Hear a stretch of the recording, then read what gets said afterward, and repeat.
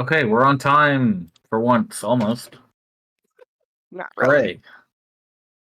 Hooray. We're still in free pizza zone. What? 30 minutes or less. Never- Yeah. Pay full price for late piece.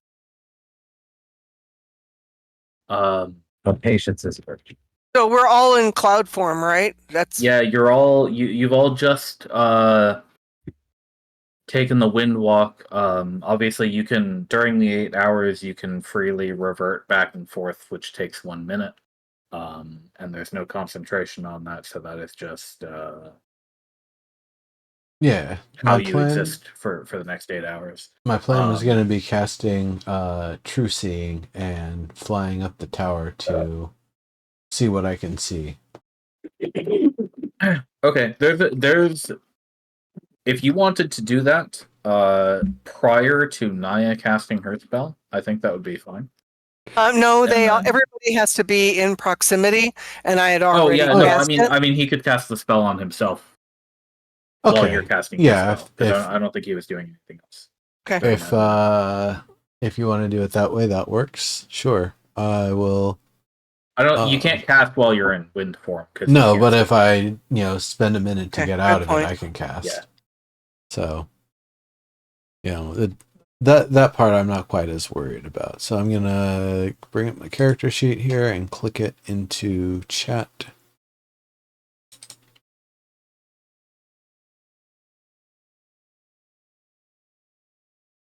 Yes, take your time, roll 20. Yeah. What a good character sheet you have. No, you're not supposed to put spells on your character sheet, according to the moderators of Roll20. Why does the functionality? Never mind. I don't want to know. How are you supposed to do it then? Well, they told me that if you're a prepared spellcaster, you should delete all of the spells that you don't have prepared. But that's not so you just every time you just drag in the spells you want and then you delete them out every time? That's their workflow? Every long rest minute. A terrible UX, Also, the solution doesn't work because it starts lagging at like 8 spells anyway. Right. All right. I want you to feel like you're actually memorizing them manually. Yeah, true. Yeah, it's immersive. Nimbus, how many of those casts do you have? Just one. Okay, cool. That is fine. 1 hour. You have Truth Sight. Notices secret doors and can see into the ethereal plane. Okay, let me double check what True Sight actually does. Yo, man, do you see the truth? So you can see in normal and magical darkness, see invisible creatures and objects, automatically detect visual illusions and succeed on saving throws against them, and perceives the original form of a shape changer or a creature that is transformed by magic. Furthermore, you can see into the ethereal plane. Okay, so you get double sight into the ethereal plane according to the spell. Nice. Yeah, okay, that's fine. How does double sight? Oh, I just mean it's part of the True Sight sense, but it also tells you in the spell that you can see into the ethereal plane. What is the ethereal? The ethereal plane is like the ghost plane that overlays the material plane and is semi-solid only in that it exists only as a shade of what exists in the material. There is nothing there other than the representations of the impressions of what is in the material plane. So like the idealistic cup exists in the ethereal plane.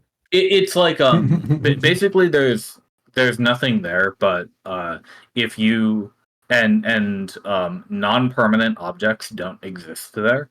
But if you like build a castle in the material plane and it stands for 100 years, then in the ethereal plane there's going to be you'll see that castle in the same spot in the ethereal plane.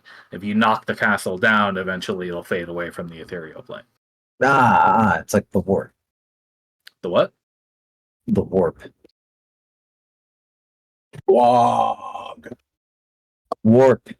Yes. I know. Front of the throat. I'll take your word for it. but that's not important right now because you don't see anything in the ethereal plane right here, Nimbus. I assume you're going to fly, maybe do a lap around the tower. Yeah, definitely. Okay. All up and down. Kind of gauge the height of it too. Like, is there actually a point where it seems like it ends, or would I be like flying for miles and not see the top? I would say that as wind, you can only fly like probably to a certain height, and as high as you're willing to go. Didn't Bet Mountie die? As high as you're willing to go. Sorry. You still can't see the top of it. Now I can tell you one thing that you do notice though while you're circling the tower, Mhm. is that now I am figuring that the spell as well as being able to see the things, it gives you the wisdom to understand like what you're looking at actually is I would basically. hope so. Yeah. So you can see that at various points around the tower are dotted what appear to be windows. Now, you couldn't see the windows originally, and you can tell with your true sight that the windows are um, they are not a different material than the body of the tower. Um, you think that they most likely um, you think that they must be transparent from within somehow, but not made of glass or anything like that. Does it appear that there's any latches or mechanisms to open it? No, not that you can see. Hmm. And Huh. there's several. It's not you wouldn't imagine it as a glass skyscraper or anything, but there are many windows up and down in various arbitrary points around this tower. Can I see into them at all? Um, Here and there, but what you see are there's definitely a physical space behind them. You can tell that much. But as far as you can tell, sparse hallways are all you're able to identify. Are the hallways like going the entire length to another window on the other side, or is it No, long? they usually turn off pretty pretty soon after the window. Hmm. Do any of these appear towards like the bottom, or is it more a further up sort of thing? Um, yeah, they do toward the bottom, and they're all up and down throughout the thing. And the closer you get to the city proper, down below, um, the um, the more bare the halls that you can see through some of the windows look, and by bare I mean um like more stripped down to the studs even. I see. None of them seem to lead to a doorway of any kind, do they? It's all labyrinthine in there Okay. by your sight. All right. And as I kind of go up and down through some of the ones and like reinvestigate them, am I seeing any changes, or do they basically look the same every time I look at them? No movement or anything. The couple that you've memorized do not change when you go to check them again. Okay. About as high up as we see the redshift emerge from the tower, is there anything more special or different in the windows around there?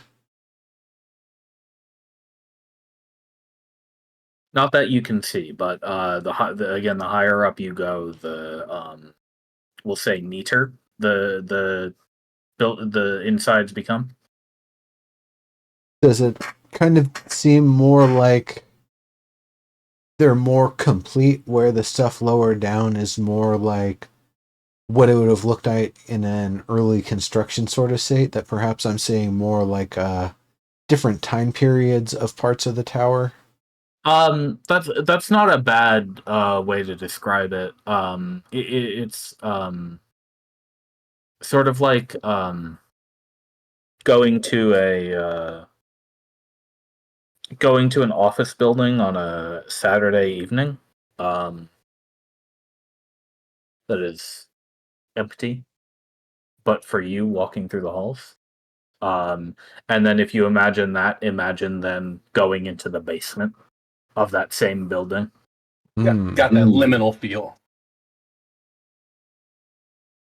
So then I suppose if I go up from where the cloud seemingly emerges, does it stay at the same level of quality, or does it start to degrade again? Or does it even improve? No, it hits a plateau after pretty shortly after you get above sea level.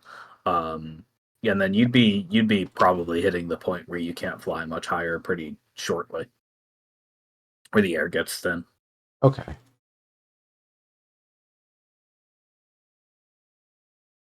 Would I have much time left after that, or would that be about an hour's worth of looking around? I don't think you have an hour's worth of wind walk to spend doing this unless you don't want to make it to All Saints, actually. Well, that's true. I suppose I would try to do this on the quicker side. This I'd probably give you like 10-20 minutes if you still want to have the full travel time for this. Okay, that makes sense. That investigation that you just did shouldn't take more than that amount of time. Okay, well then,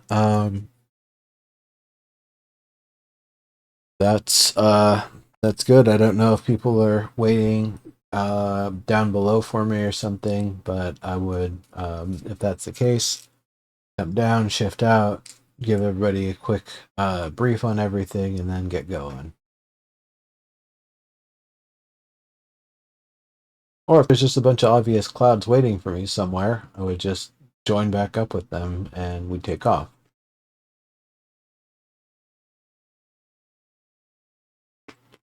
Yeah, they might just. I don't know if they stuck around or not. It's up to them. Yeah. You can't talk to each other while you're clouds, so. Right, so that's why either they were hanging around or they took off. It's fine. I know the way.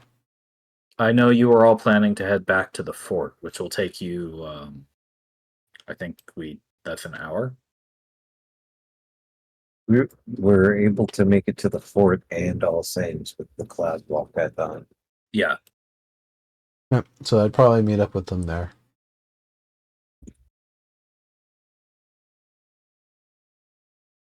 I'm a Requani fella. I would go back and forth, making sure the aimless clouds were all sort of, accounted for. Yeah. Cool. Okay. I'll put you there if that's where you want to be. Sounds good. Cool. 1 hour later. 1 hour What? later. I was totally thinking it. Let me get you guys over here. Okay. Try again. Try again. Awesome, Roll20. I'm doing something wrong, surely. 4 hexes per hour. Yeah, it's not letting me move the player flag from. There we go. All right, you got it. You're back. Hooray. I'm guessing the 5 of you. Oh, can Keen turn into Cloud, by the way? 10 willing creatures, yeah. The 6 of you. I assume you land in the courtyard here. Yeah. Cool.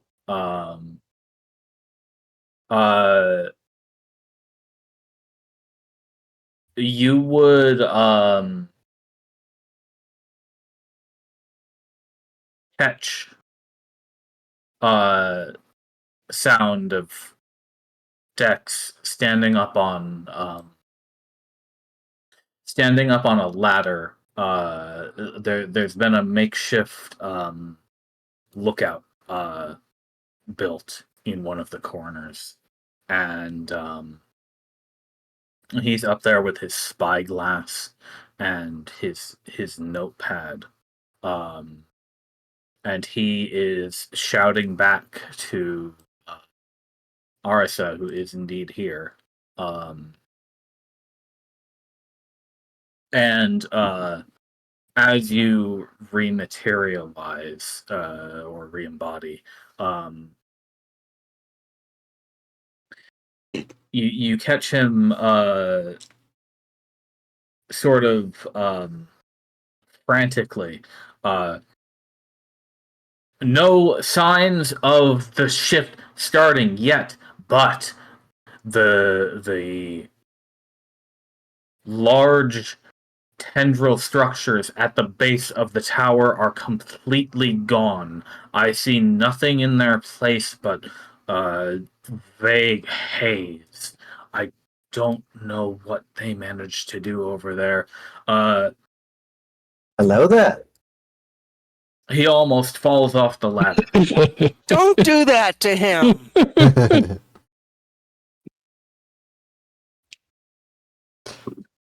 Yeah, the tentacles they fell off. Do you see a Yeah, bright they light weren't- over there by any chance? They weren't exactly the tower's tentacles, it turned out, so. No. Interesting thing, man. Hey, you're alive. Can you tell me what? I just saw I took a look, and all of a suddenly those things were gone. Yeah. I mean, I figure that must be your doing. He Well, maybe we should get on the horn and tell everybody at once. Oh, I was gonna Well, tell to her that, we are going to continue on to Alsane's post haste. We just wanted to check in so you knew we were alive. As far as we know, the tower is stable. But stay near the obelisk. We'll present a full briefing as soon as we get to Alsane's. Yeah. Oh. In fact, we have no idea what might happen after this. It might get real wild. It might not.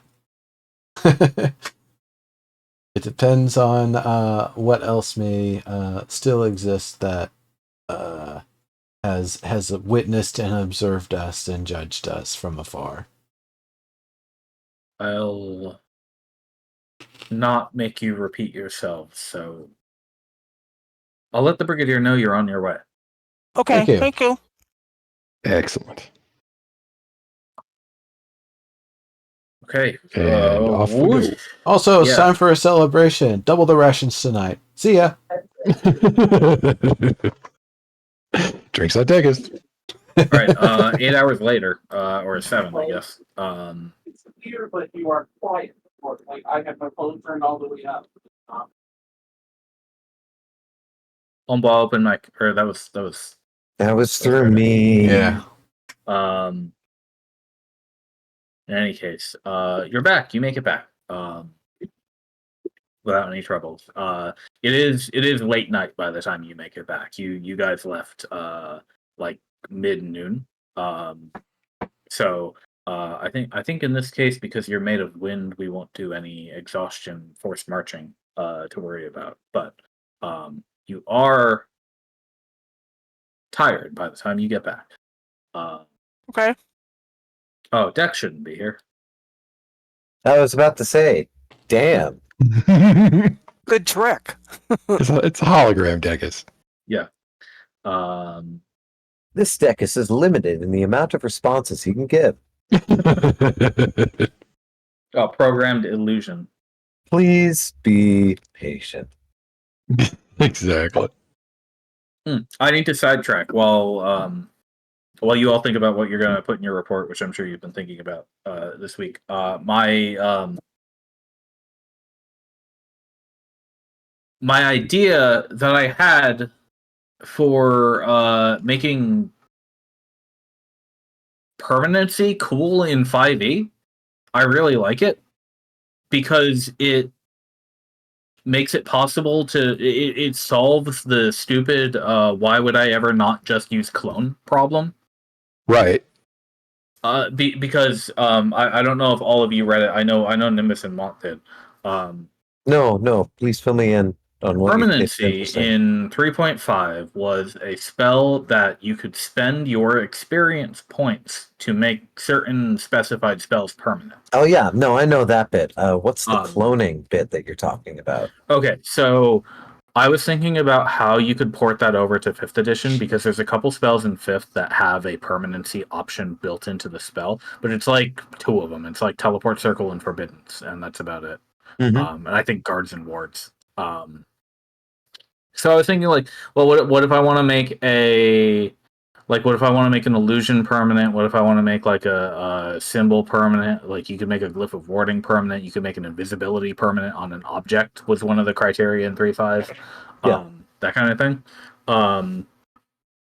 But 5e does not really jive with XP as a resource. And even though I'm the sort of person who would be happy to just say fuck it and do that anyway, I thought about it and considered that you could potentially just instead give the caster who casts the permanence a maximum HP penalty that cannot be removed by any means until they dispel the permanent spell. It would basically be like a alternative to attunement for this specific use case. So imagine then that you are a spellcaster and you have a wizard's tower, or you work in the employ of a king, and you've got all these permanent spells that they want you to put on all sorts of stuff, and you're down to like 10 HP, even though you're level 20, and you've gotta be like the fragile old man who has tons of knowledge but can't actually go anywhere because a stiff breeze will kill you. I think that would be really fucking cool if that was a game mechanic. Yeah, I thought that was pretty cool too. Yeah. Yeah, I liked it. Also, if you're going through like an evil wizard's lair and you see him and he's like, I have 10 HP, and then you like dispel all his shit, he suddenly has like 100 HP again. Because the penalties go away. And then this solves the clone problem, because a problem with 5e and probably previous editions, although I don't know the limitations on clone on those, is why the fuck would I become a lich when I can just cast clone every 80 years? It is non-evil, and I get a body that doesn't suck. Yeah, they get a body that doesn't suck. Right? Like, you don't have to be a gross, smelly undead man.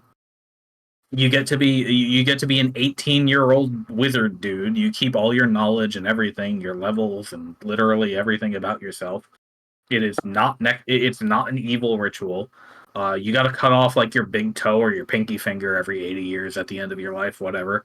And that's basically all you have to do. Otherwise, just keep it safe. But if you're like a good wizard who's worked for the kingdom for 1,000 years by now, they're just going to be like, oh, he's getting old. Time for him to resurrect himself, I guess.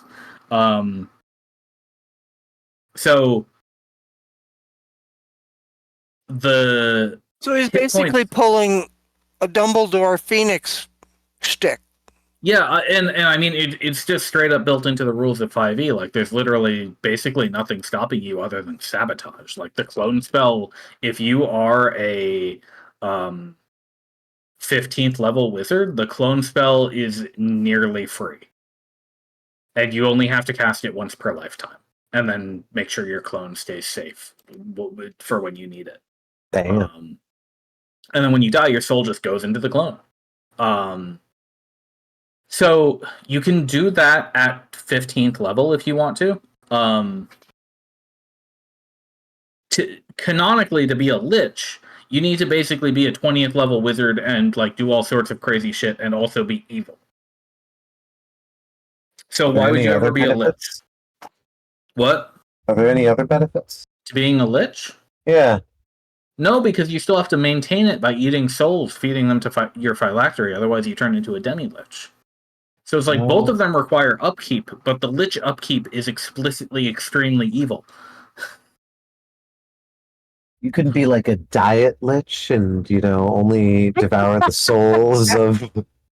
I mean, yeah, I have seen the idea for like a executioner lich who only takes the souls of like the people on death row or something, which is like, yeah, but it's still kind of evil. As long as a death penalty has the chance of condemning one innocent life and all that. Yeah. But, however, what if having a permanency spell that lowers your maximum HP, what if the undead were immune to that? What if you're a dude who wants to have like a shitload of defenses on like your little castle, but you don't want to be a weak piece of shit after? Oh, yeah. Because then you turn into a lich. Yeah. Because if you clone, you're still going to have no HP. Yeah. If you're a lich, we'll say the undead are immune to this effect. It doesn't affect you. You can make as many permanent spells as you want forever. You could make a whole dungeon if you wanted, full of permanent magic. As liches are wont to do. Mm-hmm. It's the perfect solution. But also, do they really want to? Because of all the attention it might attract, and then you get the paladins, and now yeah, you but have those to are move. those are the free phylactery food that delivers itself to your door. Right. I always assumed like a lich's dungeon was kind of their no solicitor sign on the door. You know, if you're willing to knock anyway, that's on you.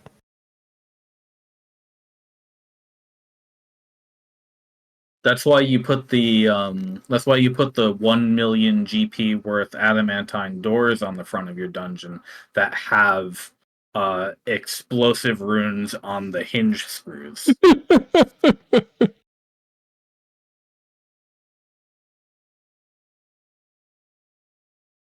I think Sorb has played some D&D. I just love how like Tomb of Annihilation that is. Yeah. It's just like, you asshole. I mean, the adamant doors are literally from Tomb of Annihilation. So, totally.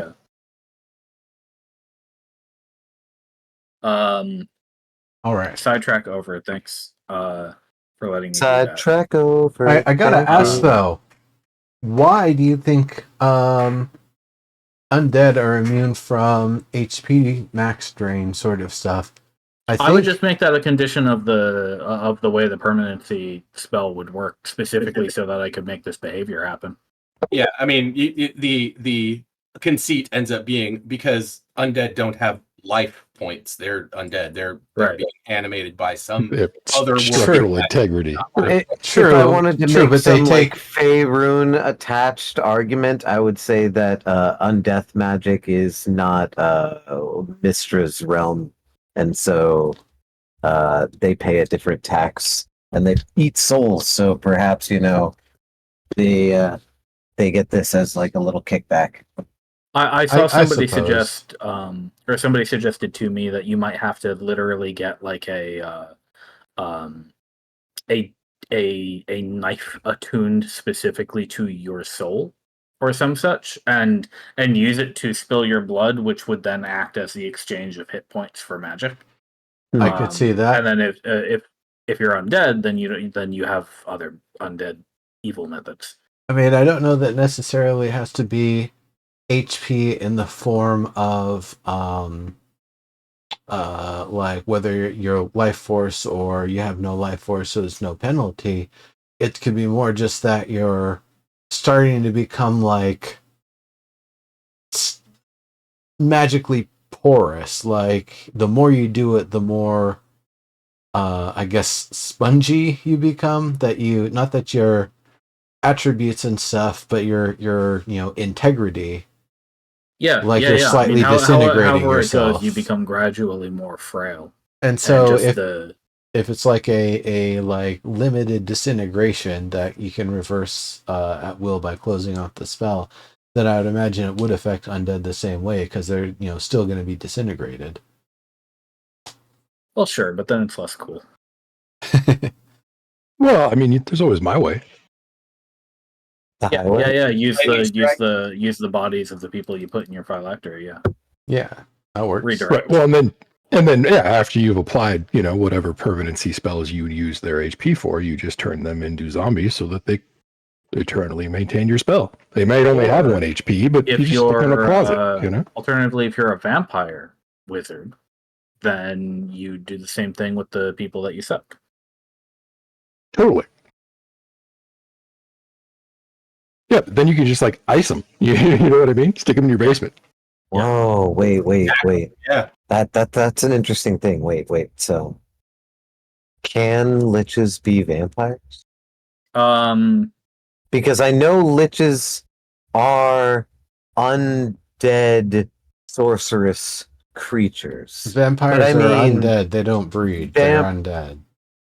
Vampires are undead, but not all undead are vampires. So I don't think that either of those creatures Vampire sorcerer isn't good. I don't think either of those creatures would want to become the other one, because they already have a big number of like limitations and conditions on their existence. And if they become the other one, all they do is add more. You don't even get a lot out of the bargain either. Like, right, but and a vampire explicitly cannot turn a lich into a vampire because liches are already undead. Yep, there we go. A vampire could turn into a lich, I guess, if they wanted to be super immortal. But so would they be a vampire anymore? Would that be a way of curing their vampirism? Oh, interesting. I wouldn't say it's curing. You're just overriding it with a different sort of powerful undead. And if this is traditional vampirism, they don't have a soul to put in a phylactery. I don't think a vampire could become a lich, actually, because in the very vague description of how to become a lich, it specifies that you have to die. You have to do a ritual where you die in the process. Yeah, and track your soul. More proof in the phylactery, exactly. More proof that fucking Withers is wrong and a racist, because fucking Illithids can become liches. You'll have to explain. Illithids have souls in Baldur's Gate 3. Sure. Withers explicitly believes that liches, fucking Illithid are soulless, right? That the soul is consumed in ceremorphosis. Exactly.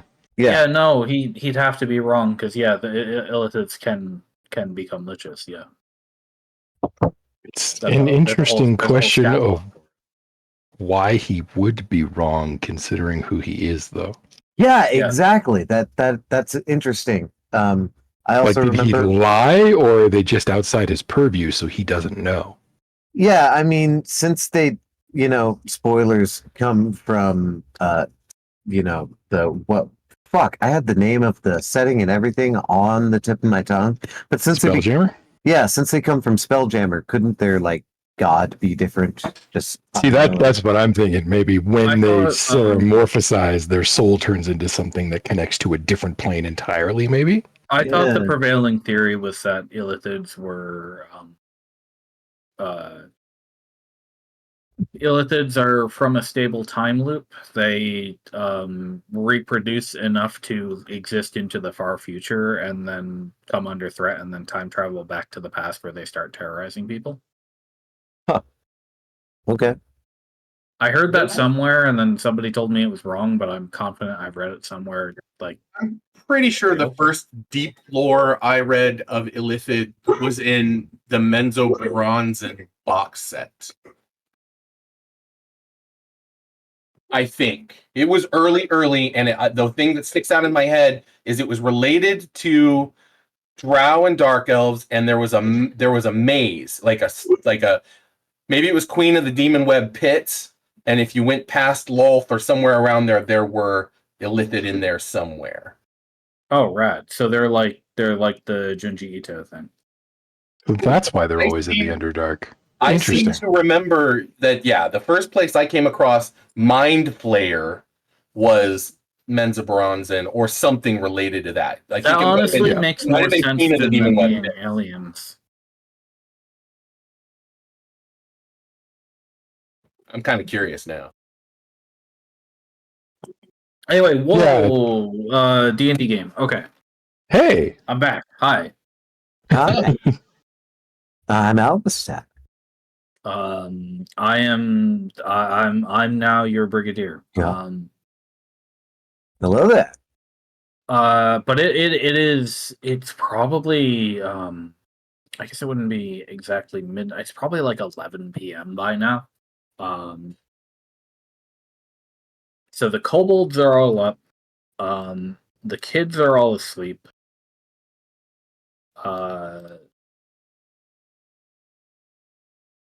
The brigadier is one of the last humans up this late. But she knows that you're on your way. Van is snoozing. No sign of Eska for the moment. That's how things are right now. So yeah, you'll find her in the chair by the porch.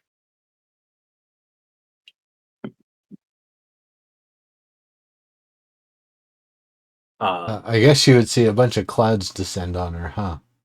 Yeah, I mean you wouldn't be super visible until you got very, very close. So you'd probably create a gust of wind, blow out one of the several torches that line the street around here, and then materialize, and she'll start, and then oh, Dex said you would do that. Welcome back. It's very late. We got here as fast as we could. It's high noon somewhere in the world. I suppose it is. Dex told me a little bit about what he saw. He doesn't know the half of it. No, he doesn't. Do you want to give me your report right now? Yeah. Oh, golly, was it just such a fun time. We came to the edge, we looked down, we saw 750 feet below is where Vest proper was at. It was in glorious shape. Albus Saver here has himself a one-of-a-kind map of right before the place. Did some fun stuff, which I'll tell you about in a moment. So, we decided... You'll want to pull up some chairs around the obelisk so that we can... unless you'd like to tell the story thrice. Oh, no, we want to read everybody in at once. There's a lot to talk about, so... I made a just draft once if possible. just for you. The draft of the map. Yeah. We brought back some illegible books. That's going to be super valuable. Yeah, maybe Captain Van can make sense of it. Maybe if he closes certain eyes and keeps other ones open, it'll reveal the pattern. I was talking about the map, but yes, the books too.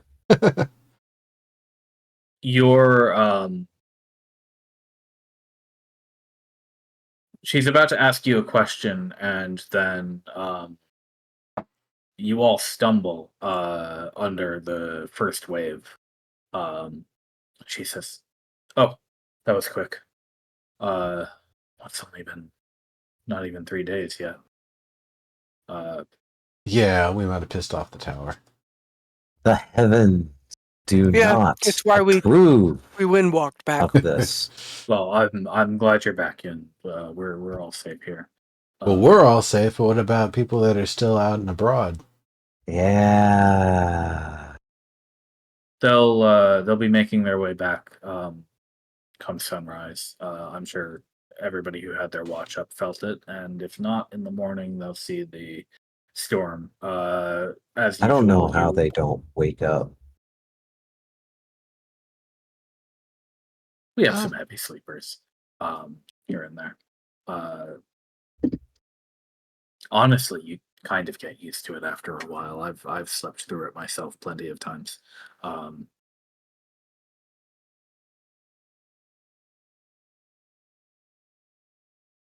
Where was I? Oh, we're getting chairs and getting everybody on the call here.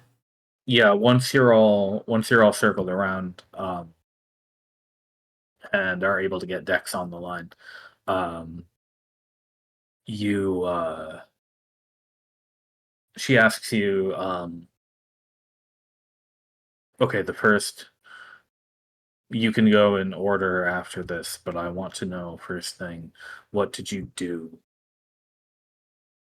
We to the tower? What caused that to happen? Because Dex told me it's changed. Do you remember when we talked about what happened at Kita in the past? The creature that we fought while we were there? I do. That creature was at one point the captain of the guard for the Veshan Knights. It was the source of those tentacle-like appendages we saw. It had taken root, for lack of a better way to put it, at the base of the tower. It evolved to become something more. We confronted it, and it literally, I guess there's really no better way to say it. It tore the city apart, trying to erase us from its presence as we got close to it. So yeah, that map right there, useless. It's a neat archaeological, what would you call it? An artifact? Yeah. Yeah. However, we were able to get close enough that it couldn't actually strike us directly, at which point we were able to speak to it. When we did, it revealed a few things that I'm not sure we were aware of. For example, it revealed that whatever happened at the moment of the Redshift's inception, it was done by something that the creature called the Heavens. It said it reshaped Vess. It did not seem to be talking about the secretary at this moment. I don't know, maybe other people disagree, but that was certainly the impression that I got. That led me to believe that whatever the secretary did that opened the Redshift or made it possible, perhaps that there is some other entity on the other side or that used that moment to cause what we see now. Right. Maybe it was accessed or even not on purpose. Access not on purpose by something else. RSA says, well, that's gotta be it. It's not like the secretary would do this on purpose. And I've never even heard of her malfunctioning like that way. No, this was the Heavens, apparently. Exactly. Right. Something else. Additionally, I tried to make the case that we were better stewards of Vess than the captain of the guard was, and I think I might actually have convinced it. It revealed at the end that the only way this stops is if we destroy every effigy of a body, every physical element of what remains of the secretary. When I swore to undertake that task, it basically allowed itself to be destroyed. Lucent says, let me ask you to repeat that. It did mock us and say that was impossible. Are you sure that it told you that the secretary and her proxies need to be destroyed for that to happen? Every semblance of its physical remains. Is that what it told you? Yes. Yeah, that's a quote. I will also say this. It Shit. appeared to us in a headless manner.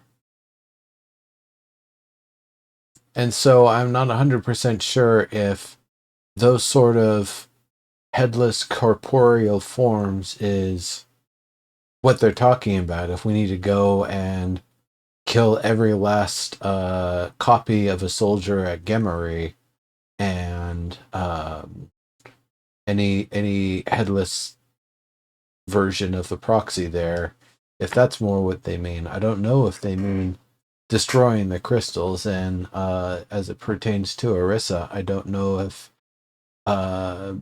it would actually affect her, or if she's out of risk for that, because she's kind of a disembodied version of herself inside the crystal rather than a copy of the proxy.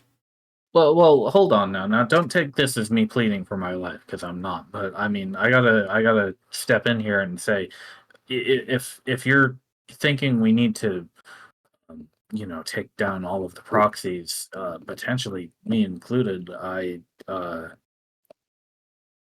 mean,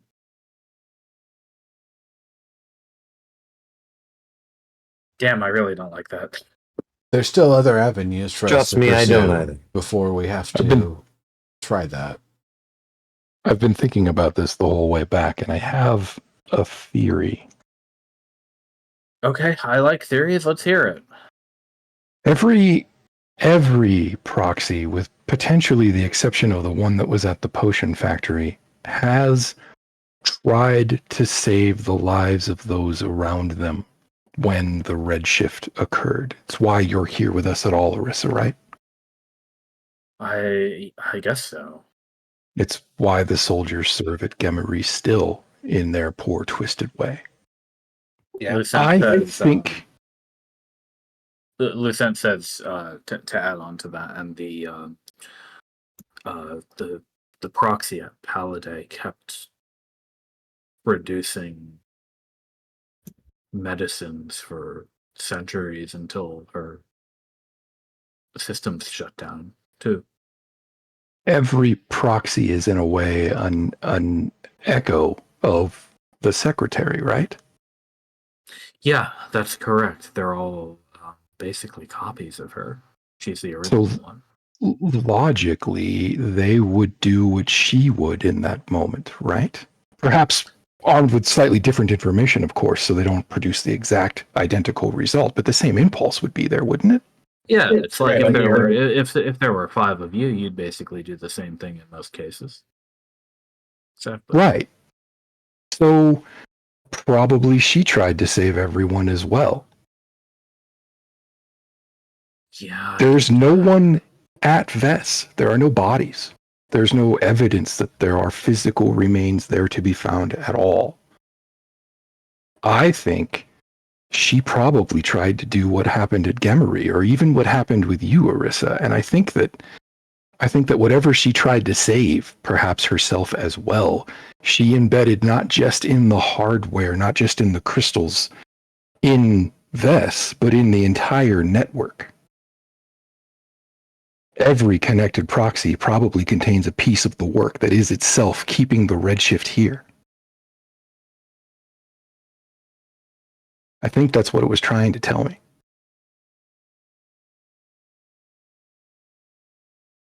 I really hate that I can't just say you're wrong outright. Kiddo? I hate that makes sense to me. Well, like I said, why is it we have a lot of at the information tower? and a lot of things we can exhaust before we would have to include you in the list that we need to deal with. I wonder. Listen, like I said, I'm not begging for my life. If I have to, if I have to, get poofed so that the redshift needs to stop, then I'm all for it. Not to sound morbid or anything, but I'm old. Well, exactly. This is This is a conversation that's going to take some time and be had later too. Like, there are questions I would have to ask, like why the Redshift is still centered there and not at the sites of where, each secretary is at. Yeah. It's the hub of the network, I think. Interesting. It's where the ritual occurred, where reality was broken. And we lost connection with Vest when it all started. I mean, I actually think that the reason that the network doesn't seem to be connected anymore is because you, the soldiers at Gamery, what was left of the proxy at Paladay, are all running on the hardware that wasn't used by the secretary, for lack of a better way to put it. The reason there's no network is because that connection has been used by the secretary. yeah, I get you.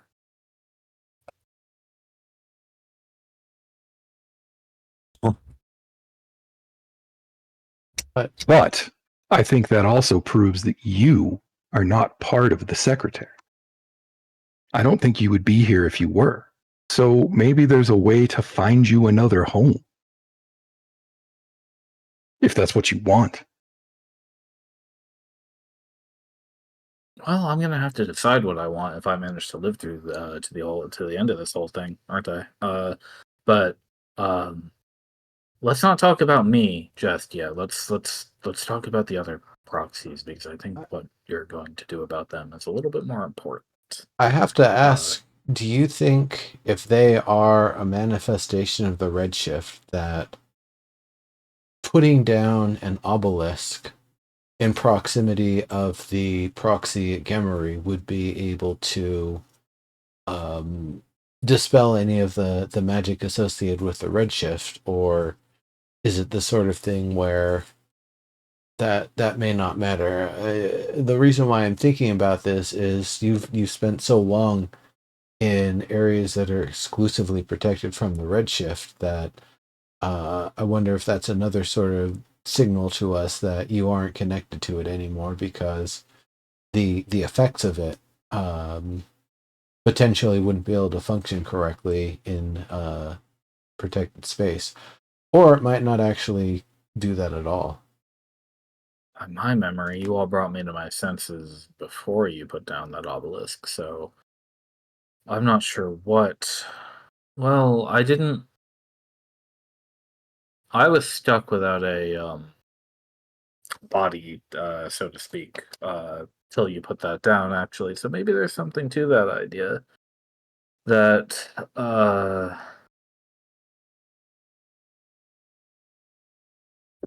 something about the extra clarity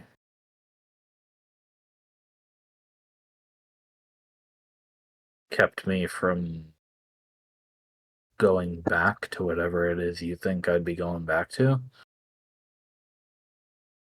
Possibly. We're starting to get spiritual here. It would be hard to say, because it would require us to have put the obelisk up while your body was still intact to know whether it would have severed the connection or not. Yeah. I don't make a very good control group, I suppose.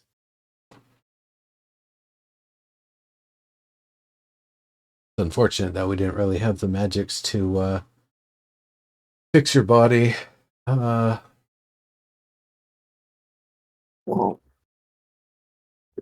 to reincarnate. Well, that would be an odd sort of thing. If we were to reincarnate the body, would it be the original you and then your crystal you? That's I don't okay. know. As far as I'm concerned, I was, a decade or two toward the end of my life, and I got flung into the future after a nice long nap. Well, that's a nice way to see it. So I'm not too worried about getting a new body. I feel like the other thing that's very important to report, I haven't really said much about it yet. I used True Seeing before we left and flew all up and down the tower in the ranges that I was really able to control myself as a cloud.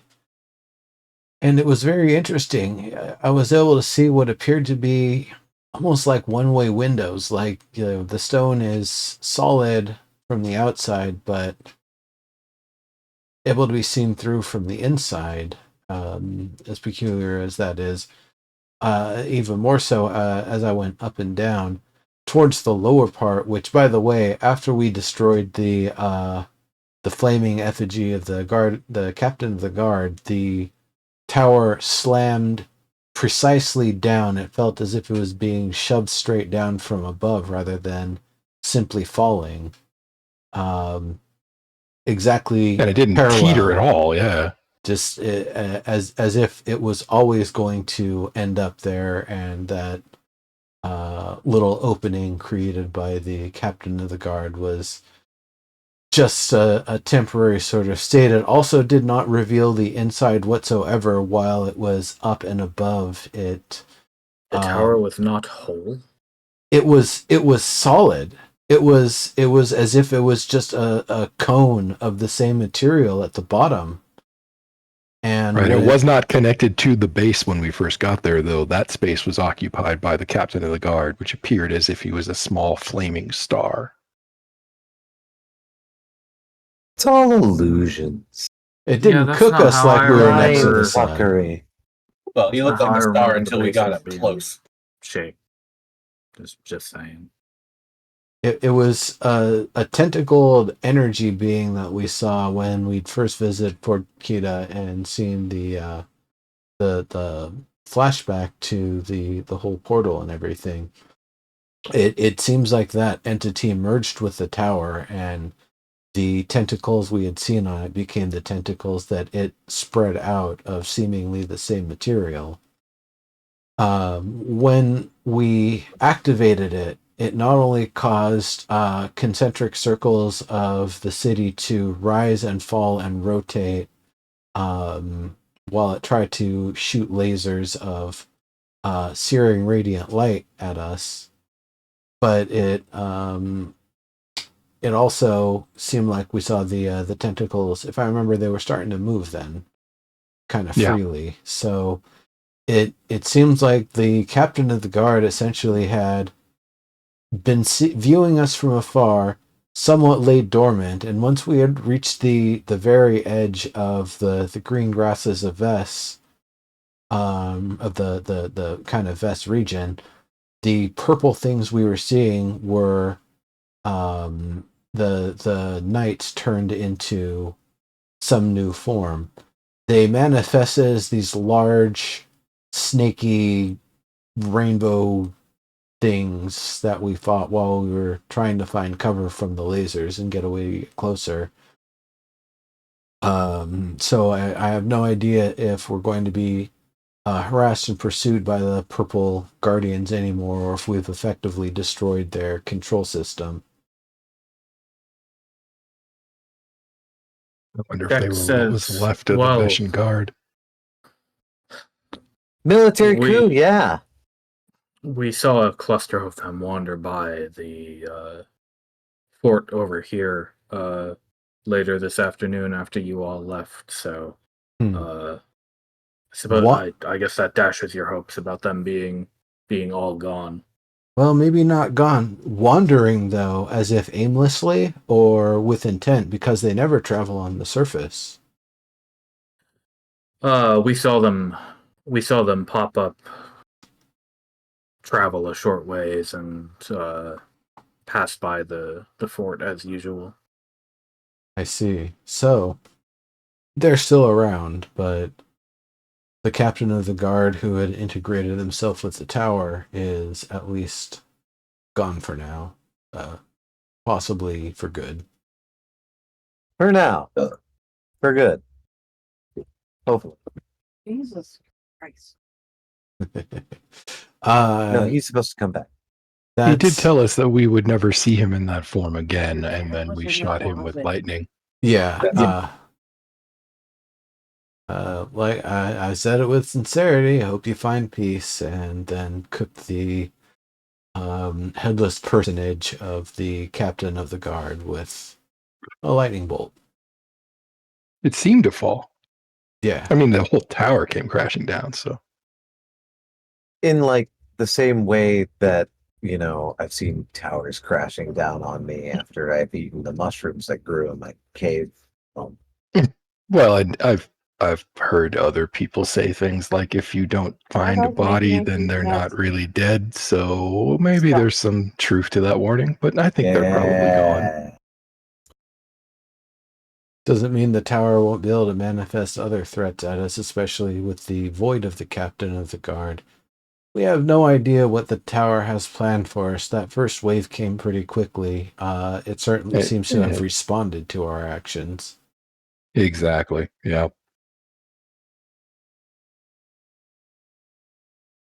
I am curious to see if dismantling proxy installations has any effect on the Redshift's frequency or duration. It hasn't so far, but we've only dismantled one. Right.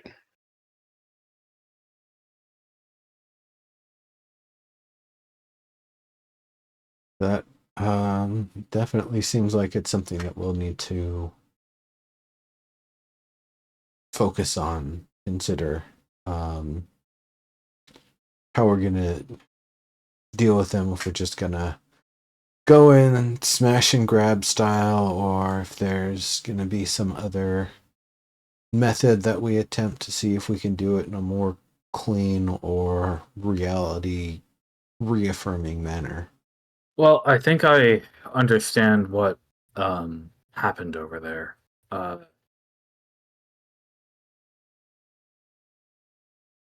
What's your plan now for the immediate future? What do you think we should do? Or I mean, Do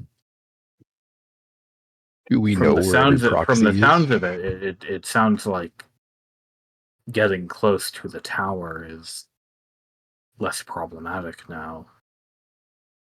Oh yeah. yeah, I can't remember, sir. but- Did it level back out to a normal height after the battle? No. No, Okay. I remember asking that. It it'll still be a bit of a challenge actually getting in and after it without special means, but yes, with special means it is now accessible. Well, we might have to get another obelisk over there if it's safe enough. But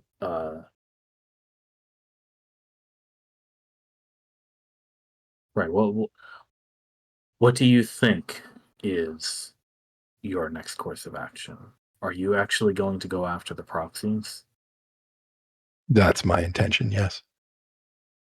We should still try to understand the technology.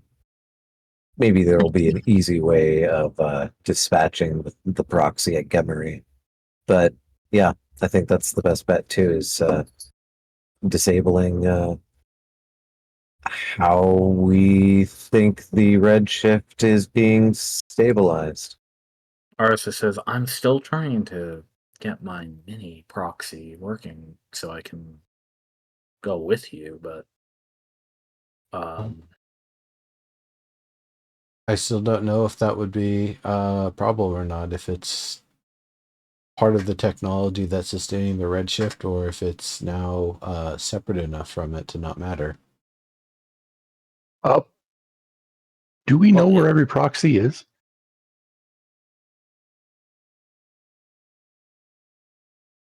I had contact with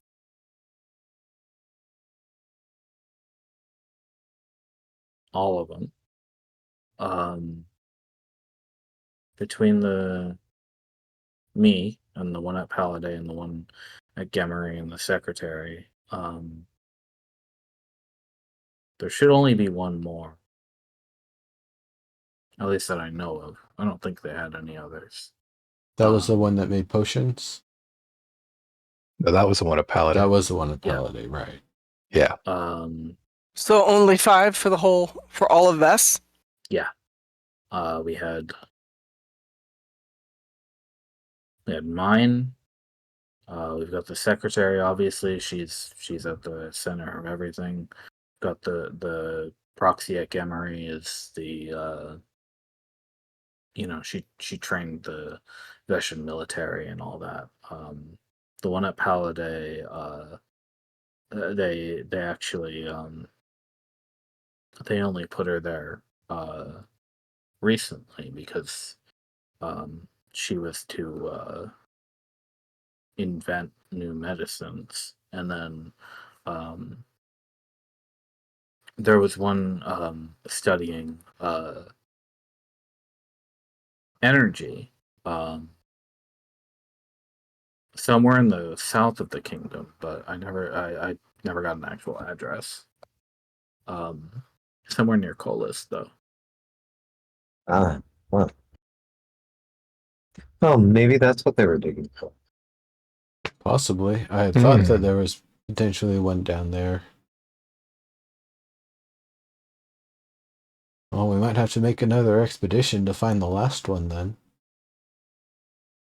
Can't really make a move on all of them if we don't even know where they're at. Right. Well, and if Arista needs more time before we tackle Gemery, maybe finding this fifth proxy is the first step. Yeah, that makes sense. That would be a good thing for us to do. Probably also good to check out what the area is like now that the cold has been maybe lifted a little. We're talking like far to the south, right? Yeah, I mean, last I heard from you guys, Colis doesn't exist anymore. Well, that we could Not the find. one that's underwater. That's what you told me. I mean, Yeah, we did see part of that breakup at least, right? The sense of, but the bay has been relatively without incident since we got to Jose. If you all want to take another look around that region for a missing proxy, then I think that would be fine. At least for my part.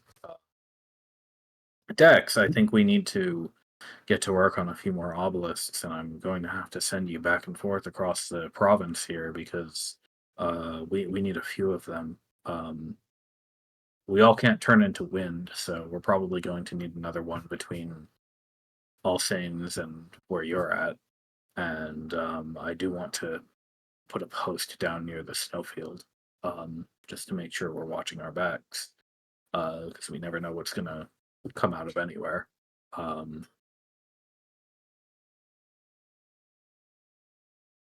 But this will take several weeks. And if you're saying it's going to be trouble to get down back to that underground city.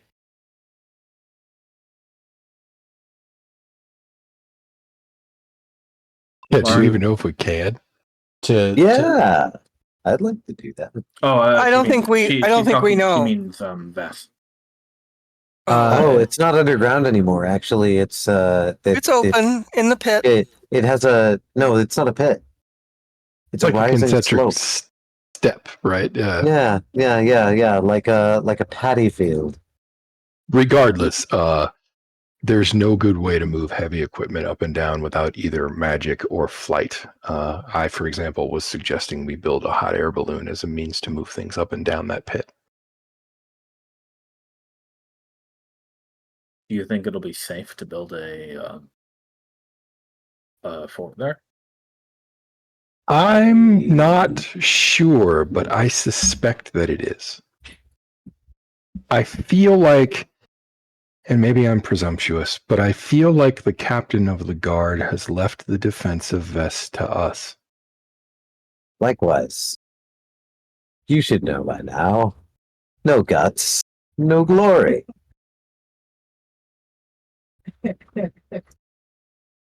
That's true enough. But the closer we get to that tower, the more it weighs on my mind that if we lose an obelisk during the storm, then everyone there is dead. We'll still have time. It starts towards the top of the tower. Well, I also think that Kita is a fine place to lay down more permanent roots for what it's worth. There's generally Kita is a time. good spot. It is, but if you're saying that we need to build some structures to get people and objects into that pit city, then we're going to need to do that there, I think.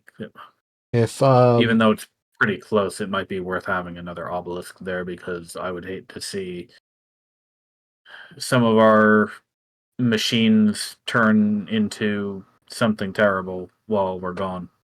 Right. if we wanted to just make it a straight shot, we could have Captain Van burrow a 20-mile tunnel that's at a gradual slope. We're gonna need some air vents and other things. It would take some architectural work, but yeah, I mean the slope might be an interesting way to do it, or maybe get closer and make a steeper slope than a gradual 20-mile.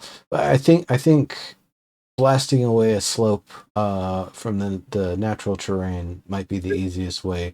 It's very sheer, the cutoff for where the edge of the city drops down, so we can see where the kind of looser dirt and more like bedrock is at. Might even be easier to start there and burrow the way up to the the entry point for us. Van can carve through stone, no problem, although it's not the fastest thing in the world, but it may indeed be faster than building some kind of pulley. This isn't something that you need to worry yourself too much about. We have engineers who are really good at this stuff, and if need be, I'll put Van on the job. Okay. I mean, the main thing is that A road wouldn't be half that. it's kind of a sheer drop in places, and it's 750 feet down. So if we were going to make something like an elevator of some kind with a winch, to go up and straight up and down, there are places along the edge where that could be in place. There are other places that would be better suited for a path. So it's probably a good thing to get some engineers out there to take a look at it. Yeah, they'll have a better eye than us for sure. Yeah. Well, like I said, all of this is going to take several weeks.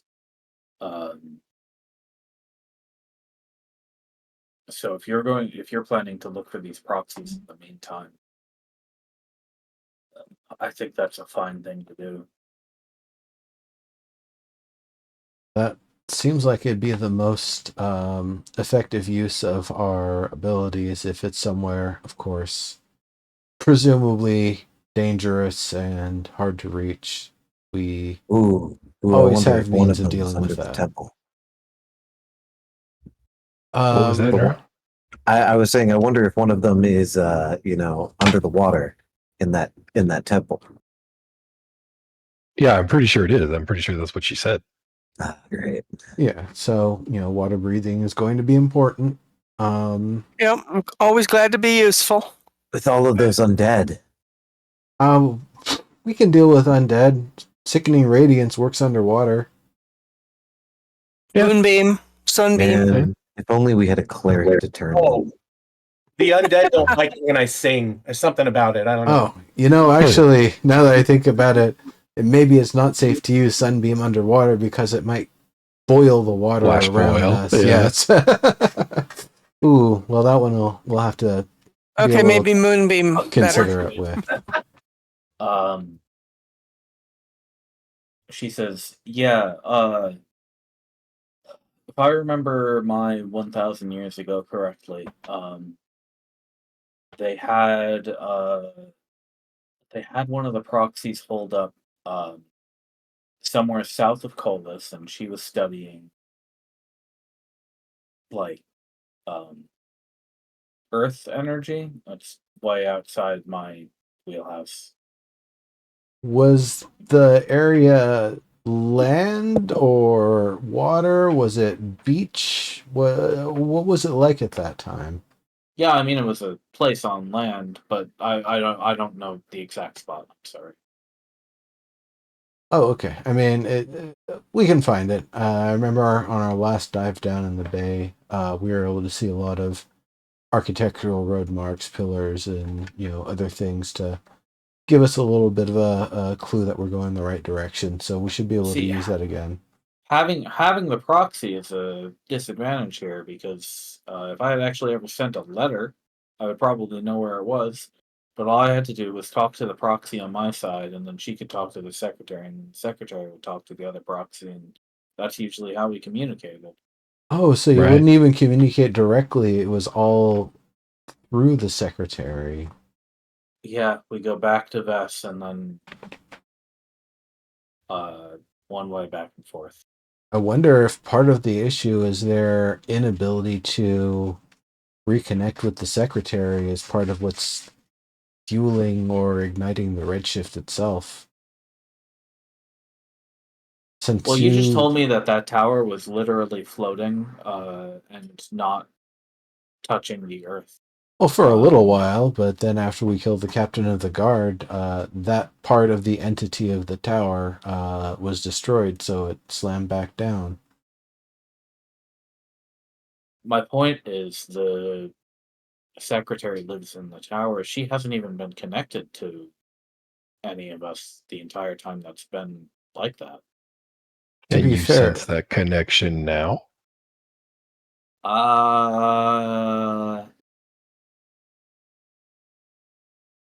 No. Hmm. But I mean, assuming things work physically, I know enough. I may not know exactly how the proxy system works, but I know enough to know it has to be connected physically so through the earth. that's why the one at Gemery was able to tell us that they lost connection, but didn't really seem to have any clue for how it would be reestablished. Well, it's like I said, we all lost connection. At least I assume everybody else lost connection. Contact with the secretary right after the redshift started. I was stuck out there for days, not knowing what was going on and watching that damn cloud get closer and closer, and I didn't have anywhere to go. So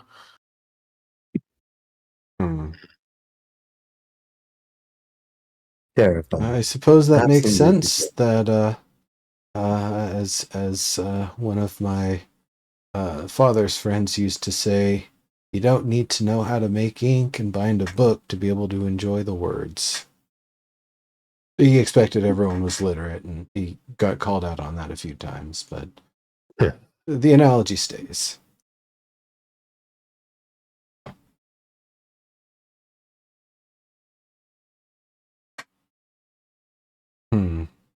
It would have been nice if they told you how it all worked, but oh well. Everyone had their various tasks. I'm sure overseeing maintenance of the Flower Sea was quite a task of its own.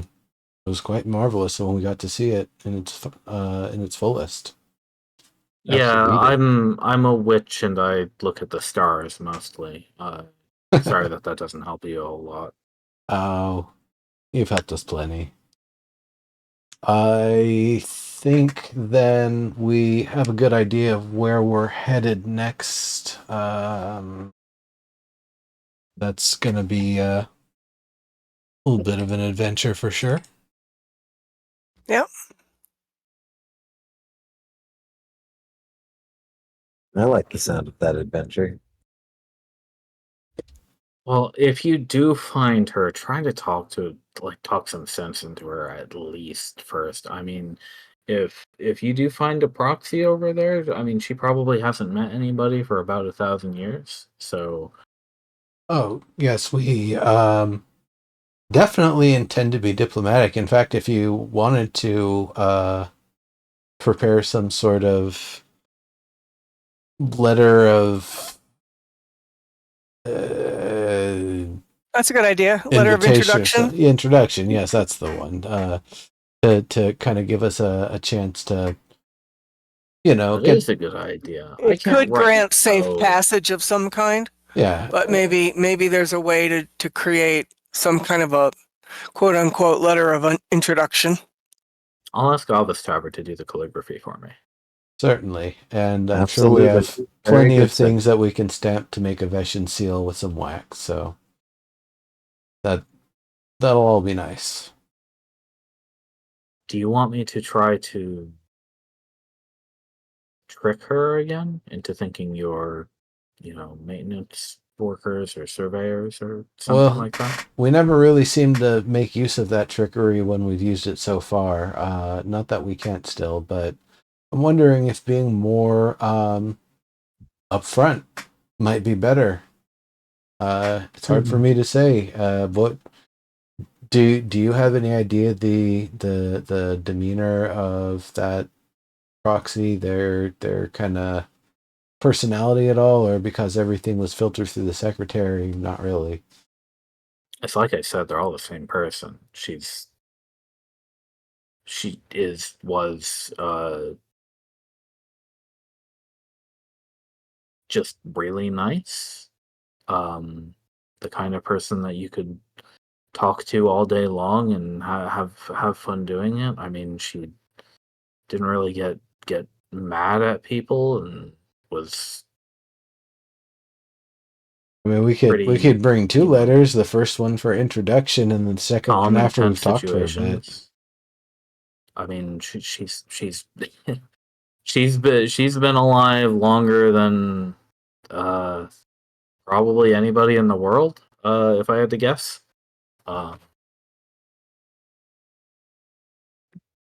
Hopefully, you won't mind some visitors. She's even older than Eska.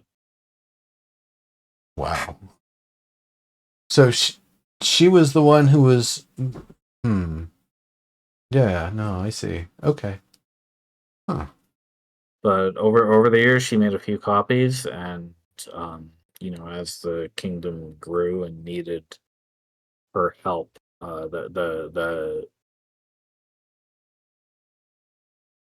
we enlisted the help of a person who could think faster than any regular living person.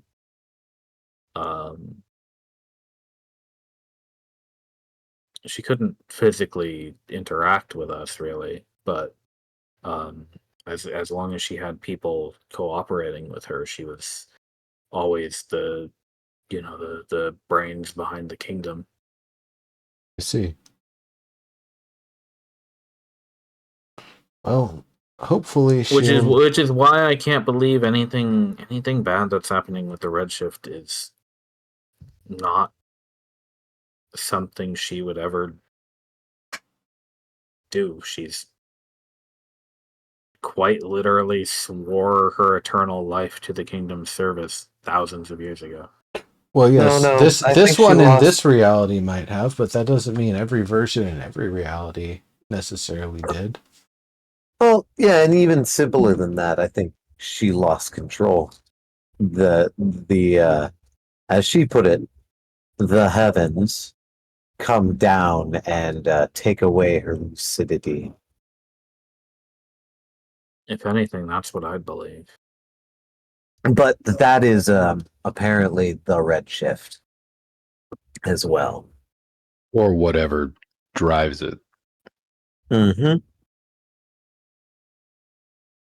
I'm inclined to fall back on my belief that they tried something and utterly succeeded in, in such a way that it's, really a failure.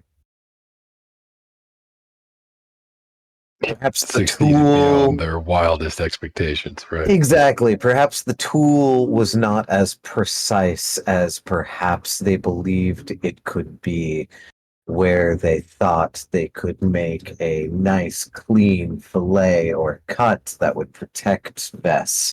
Instead, they made a butchery of it. Right. Not to any fault of their own. They are an intelligence vastly more capable than us. Perhaps it was the fault of that capability in the machine. Well, yeah, How we made it. Yeah. They may have lacked the control. Like the precision may have been up to them too.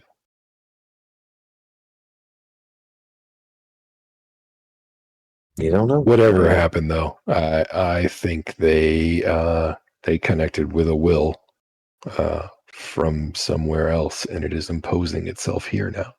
That's the redshift. That's what it sounds like to me. Also, some force found a chink or a crack or an opportunity. Maybe even made by our friend with the cube. The sense says that's a good thing, though, isn't it? If you're right about that, because that would mean we have a something, a source, a specific an interloper, and it's not from within. That's what the good part is. Right. But no, it means that there's a source, and if we can disconnect ourselves from it, we can. This isn't just nature, reality. There's something right behind it. It always has seemed like it had a sort of intent to it. It doesn't like me. It has a malice. I felt. That could have just been the captain. Maybe. Oh, Well, the captain was also not very happy that we destroyed the glass wall. That's true. Every Lauren, good you do have captain, a habit of poking and prodding where you shouldn't be. but also every good captain, guard, or bouncer is supposed to give you a hard time. They're not supposed to be your friend. Fair.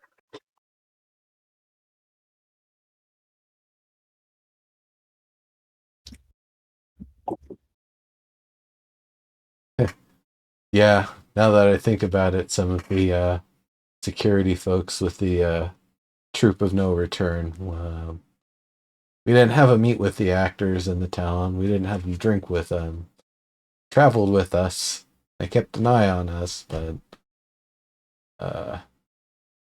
they were the most stern-faced, no smiles, and just rippling with muscle. Like the neck rolls on their backs, on the back of their necks, were just amazing. 4 or 5 rows of just pure like lift people and chuck them.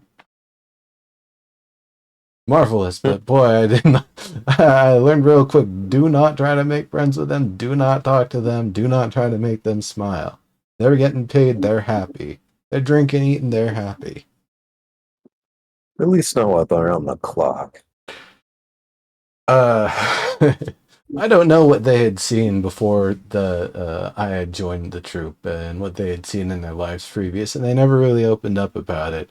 A lot of them seem to come from the same place, and seems like something bad probably happened, but I didn't really pry. I don't even know if they were from that plane whatsoever. They might have gotten lost there. Anyway. Gosh, that thing. So, I will say, we were thinking, oh, a clock tower. That looks like something that might have Veshan technology. And so, as we found ourselves heading towards the clock tower, beams of energy started blasting out from the tower at us, and that's when we realized that we had ticked off the captain of the guard. We didn't know it was the captain of the guard by that point, but unfortunately, that clock tower ended up serving as temporary cover as we got closer and closer. It was absolutely insane. Literally, parts of the building just disintegrated. It was bigger than Van's eyeball. A couple of people got hit by it. Didn't sound like they enjoyed it much.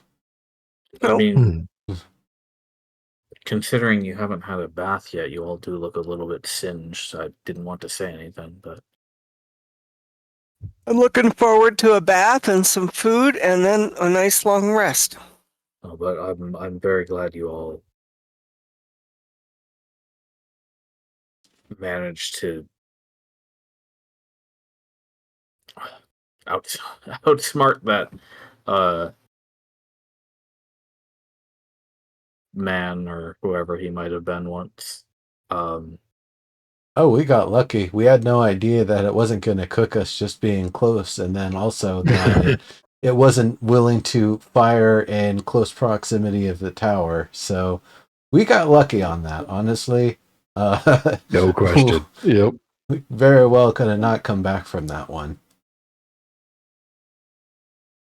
But that makes sense, Arsa says. If he was destroying the city, he'd never destroy right around the tower. That would be madness. He also didn't. He sounded like he perhaps confirmed that the secretary was still an existing entity. Maybe he wasn't able to know from his state, but when we asked to speak to the secretary, I believe the response was something to the likes of the secretary doesn't need to be involved in this or doesn't need to be bothered with this, implying that they knew of the secretary still existing in some way. That said, it was a headless effigy of the captain of the guard that we eventually saw manifest. So I don't know, without his head, what details and awareness of the current situation, or if he still thinks that the secretary is up in the tower and hasn't heard anything of his own. One of the I think the headlessness is. I don't think that. I think the headlessness is a sign of something. I think it's a flaw, and I think it's even painted large. They're headless. I don't think they are individuals. When they're shown that, I think they're representations at best, or they're code. Right. One of the things that he said was interesting. He didn't seem to care that the city was being destroyed. And when I called him on that, he said this was protected. Oh, that's right. Safe. No, it's already safe. And no, it's gone. Yeah. Right. Well, I think he means Vess's people. Are they part of the big fireball? In which case we No, he was the big fireball. What I'm saying is it's further proof that I think they're all stored somehow within the secretary's technology. Oh, so they're pardon me for table talking. You're saying they're in an instance. Kind of, yeah. That's what I assumed, is that they were in some pocket dimension. What I'm saying explicitly is the reason that he didn't care about destroying the city is because that wasn't what he was protecting. Yeah, that's not the city anymore. That's just the physical representation. That's not that. Remember, it's like looking at everything looked pristine, and it had been maintained as pristine for 1,000 years. And you go to pick up a book, or you look at the details, and it's all gobbledygook. Right. So it's like a copy of what was there. And we don't know what it looked like 1,000 years ago, but this is maybe a decent simulation. And in the meantime, then the people, I figured the people and Vess, the original Vess, are in some pocket dimension somewhere. And in the meantime, in this dimension, he's able to just do what he needs to do, wreak havoc if he needs to. Fine. I think they're all like Orisa. I think that includes the captain of the guard, for what it's worth. I think the reason that he said we wouldn't see him in this form again is because he wouldn't be able to surface out of the chaos that is all of those people being stored in that technology. So what do you think the crossover is between that phenomenon and when you guys would blink into pockets, into, histories? Well, I think that was... probably similar tech. Similar phenomena. This is what I'm saying. That was Holtzman's ability. That was he told us how that worked. Oh, okay. Each of those were the visions that he had of the future. Right. Okay. Oh, future for him, past for you. Right.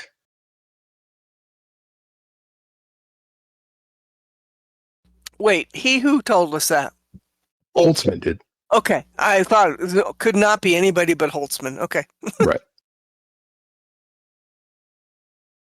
Our friend with the box. Yep.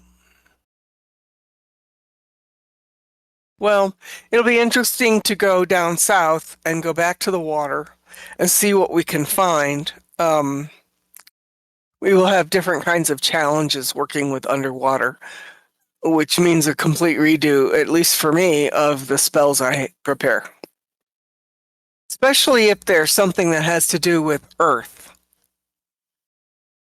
Right. That's good to know. Earth underwater. That'll be interesting. Right, exactly. Well, you've got plenty of time to prepare and rest, and we've got boats in the area that can take you around until you get to where you need to go. We need a diving bell. Well, instead of water walk, we'll use water breathing. Yeah. Oh, that's 24 hours and can be cast as a ritual. Right. That's an easy one.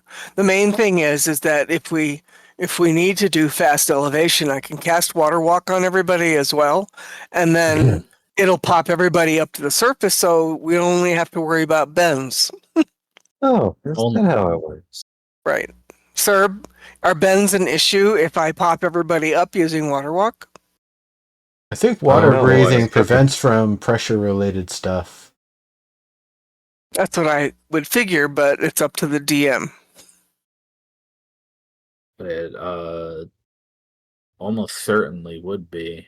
I'm not sure if I'd count that as a disease or some kind of condition, or you take 100 damage. Yeah, it'd be a con saving throw versus whatever target DC to see if it affects, and then I don't know however many. How does water breathing work? Depends on the spellcaster. Some of them might give you gills. Some of them might make a little bubble of air around your face. Some of them might just make it so you can extract oxygen out of water with your lungs. When we did this before, which was, last year sometime or the year before, Serb, you talked about us having a bubble around our heads. Okay. So I think that was the particular type of magic. Yeah, You'll get the bits. We didn't need diving bells because we had our own bubbles. Mini infinite air pocket. Makes sense. Yep. Yeah, if that's how it works, you'll get the fucking bends. Yeah. Yeah, right. Just built in. Yeah. So don't go to the surface at high speed. Okie dokie. I'll dimension door.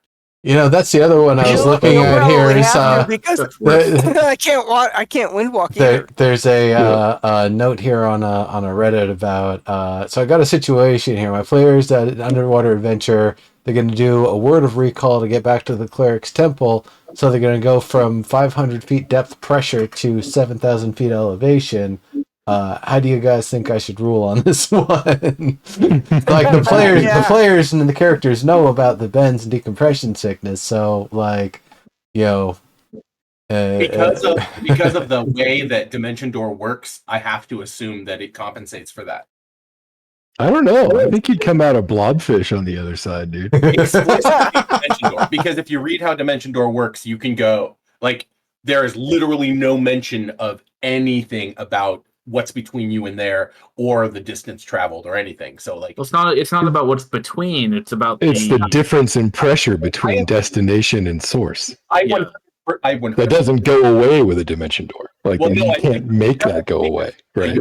You can by the medium through which you pass from here to there, and of course magic. But if you go from here to a space between to there, the space between could be some sort of equilibrium chamber. Sure. Okay, if you want to say that. Let me ask you, though. If it's purely a blink type of teleport... Yeah, then maybe you're fucked. If you were at the bottom of the ocean and then a genie snapped his fingers and all of the water disappeared instantly, you'd still fucking die. I think you would. No, I think you're right. I think you would. That's why I think there's a difference between blink and dimension door and teleport. And maybe teleport's safe. I don't know. I'd have to read it. Those are all the same spell with different steps. No, I don't think they are. I think the different steps is rather. I don't think Dimension Door takes you through a pocket dimension wherein you can get several hours of hypobaric chamber going on. I don't think it works that way. Yeah. No, I think instead it takes you through a side prime, something like that, something that's literally a dimensional passage. Right, but that won't fix the pressure problem. I So I then want we to have Unless 30 it's like astral. dimension door. Even There's if no it's pressure in the astral. I think it's astral. right, but I think it's planar. You don't the die. issue isn't the trip; it's the source and the destination. And traveling through a dimension door does not alter your body, so you're just fucked. I don't think that's true. Because traveling to the dimensional plane of water doesn't kill you instantly. But that's because the dimensional plane of water is dumb. Like, Fine. Yeah, it's I like mean, it's mostly got a lot of islands. pressure. That's I can open up a spout right here now if you want. I think dimension door is planar. And Well, no, okay. So the plane of water is supposed to be that it's only like traversable ocean, very near the material plane, and then after that, it just becomes all water and nothing else. I think planar travel is like light speed travel, in that you are no longer your body when you do it. that's not how light speed travel works. If you're accelerated light speed, you're empty. We can worry about this in 2 or 3 weeks when you guys are actually underwater. If you go underwater, Yeah. so I think I would probably also mention about the state of the tower, kind of from the bottom up, how it changed in the, I guess, quality and completeness of the construction, and looking more bare and utilitarian versus more like pristine on the way up, and then at that sort of inflection point where the Redshift actually emerges from the tower, from there and beyond up, all seems to be pristine again. And it's the thing for me is, I don't know if I was seeing just kind of like going from a basement to the upper floors of some sort of a tower, or if it was more like we were seeing different periods of time in the like construction, and then working within that constructed space, and more being applied as I went further up, what the actual progression I was seeing correlated with. But what I could see in there was labyrinthine. I saw a lot of long hallways and corridors that twisted and turned in all sorts of ways. I have no idea. Arissa, does that sound like a Star Tower to you? Does that sound like anything that's familiar to you? The interior of it is long, curvy hallways in all sorts of different directions, or does that seem like a more disorganized version? I've only been there once, and unfortunately, the only place I've been in there was the throne room, because I was getting Was that up high or down low? titled and everything. Actually, the throne room is on the ground floor, city level. Do you know if that's where the We didn't secretary's see a office was way at? in, so Was that approximately where the secretary's office was at, or was her office and workspace further up in the tower? I think she's a few floors up. Okay. My memory serves. Yeah, you've got there's the ground floor is wide open. It's kind of like a plaza, and it leads into the throne room, and I know there's obviously the royal family's quarters are a little bit higher up, and then they have all of the uh, the civil workers.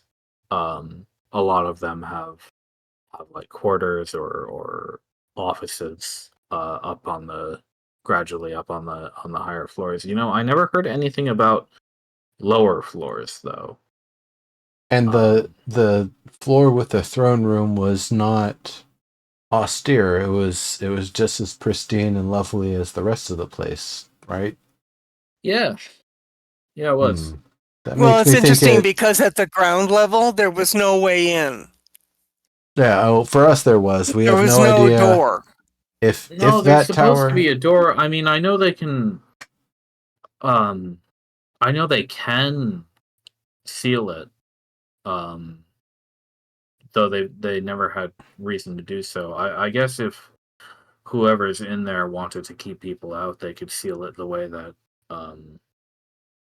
like lock the door. But there should still be a door somewhere there. I don't see the problem with this is that the stuff's supposed to be completely impenetrable by mortal hands. Um, How about disintegration? can't say I've ever tried, to be honest. Well, Um, that's might be something worth that a shot. me or Dex or Captain Van might have to try. Because that's kind of where I'm looking at this point. It's solid stone all the way up, all the way down with true seeing. No, I wasn't with able to. no entrance. I mean, no visible entrance like what you're describing. It's gone or wiped out or like we talked about before, this is a simulation.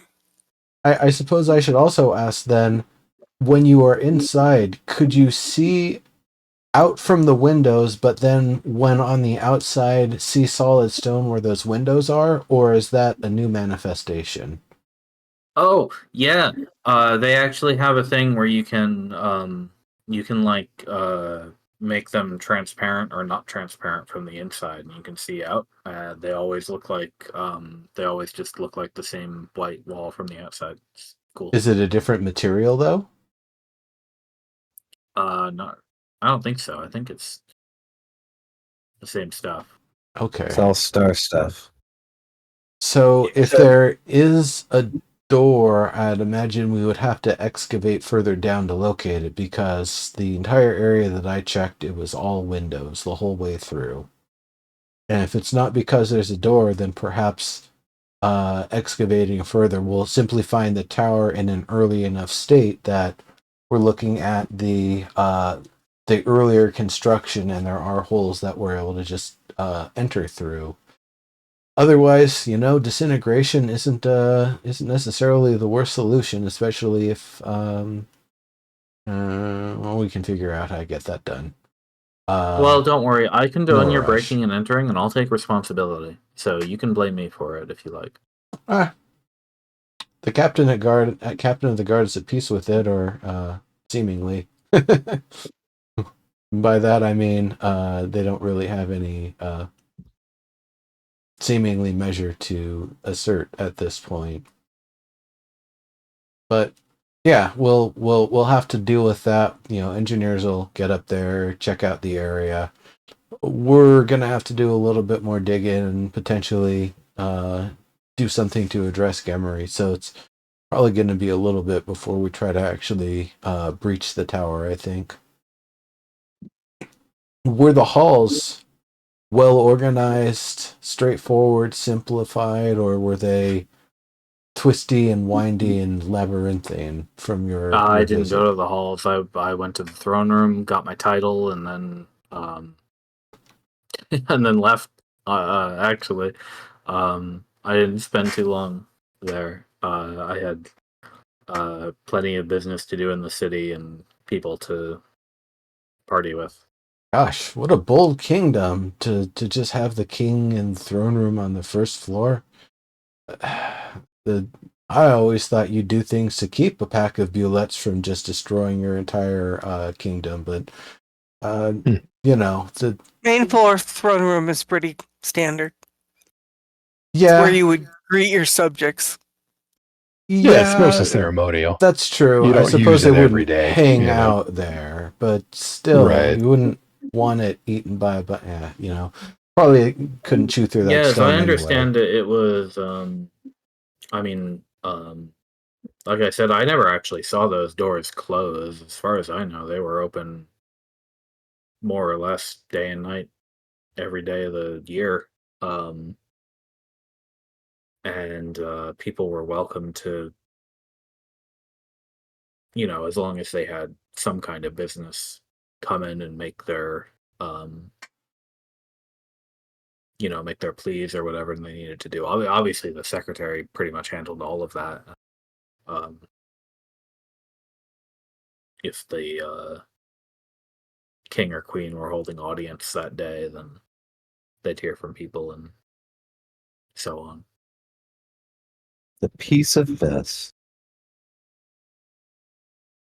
Gotta be honest, where I'm from, most of the leadership and aristocracy and such are either exclusively in the higher reaches of their palaces or towers or offices or whatever they have, and the other kind are the ones that walk among the people, either with a troop of guards keeping them protected from afar, or the of course, the warlords that, they're first in front in battle, and there's a reason for it. Well, we had a really good thing going here. I suppose so. It's not that I'm not aware of kingdoms and haven't done plenty of plays and parodies on them, but yeah, I suppose it was a pretty substantial tower and the material that was used to make it. Not gonna say that I really spent much time trying to penetrate it, but I wonder if those tentacles that broke off, if there's any chunks or fragments, if they're of the same material, and if so, they can be used for experimentation or possibly our own architecture.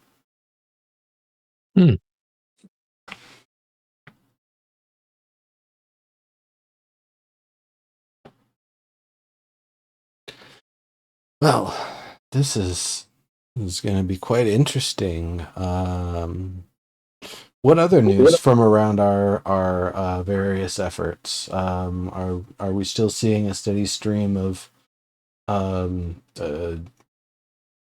adventurers of the coin, well-coined adventurers coming into Americas to go on tours and such and help fund the effort? Anything more with any of our other sites? Oh no, I think you managed to scare St. Avery's off quite nicely, and I thank you for that. But I did hear from Maricus that we got a fairly large shipment of textiles and coin. So whatever you did to him, I think he liked it. What a goofball. Well, I think he perhaps saw the value in what was going on and also saw the value in not risking his neck over it. I don't think we could have asked for a better outcome, honestly. We'll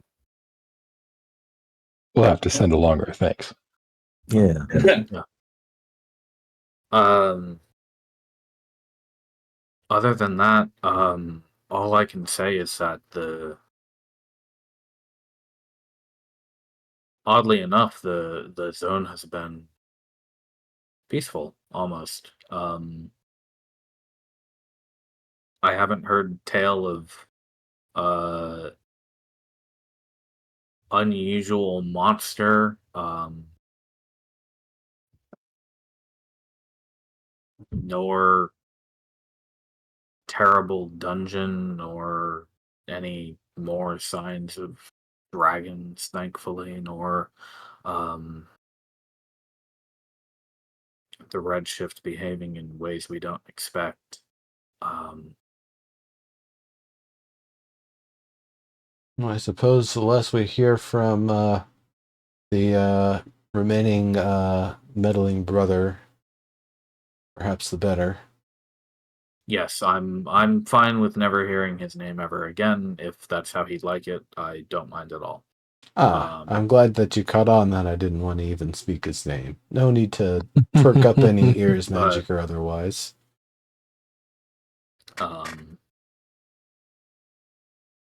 I almost feel like we can take a breath and establish our footing before we do whatever we need to do to get into that tower, because I suppose we'll have to get into that tower very soon. We definitely need to keep our eyes Yes. open and stay vigilant. I wouldn't say to take a breath for a moment. For all we know, we're going to see shadow raids from Gemery until we deal with it. Well, you can't defend yourself if you haven't remembered to breathe. So do that first, then be ready. Yeah.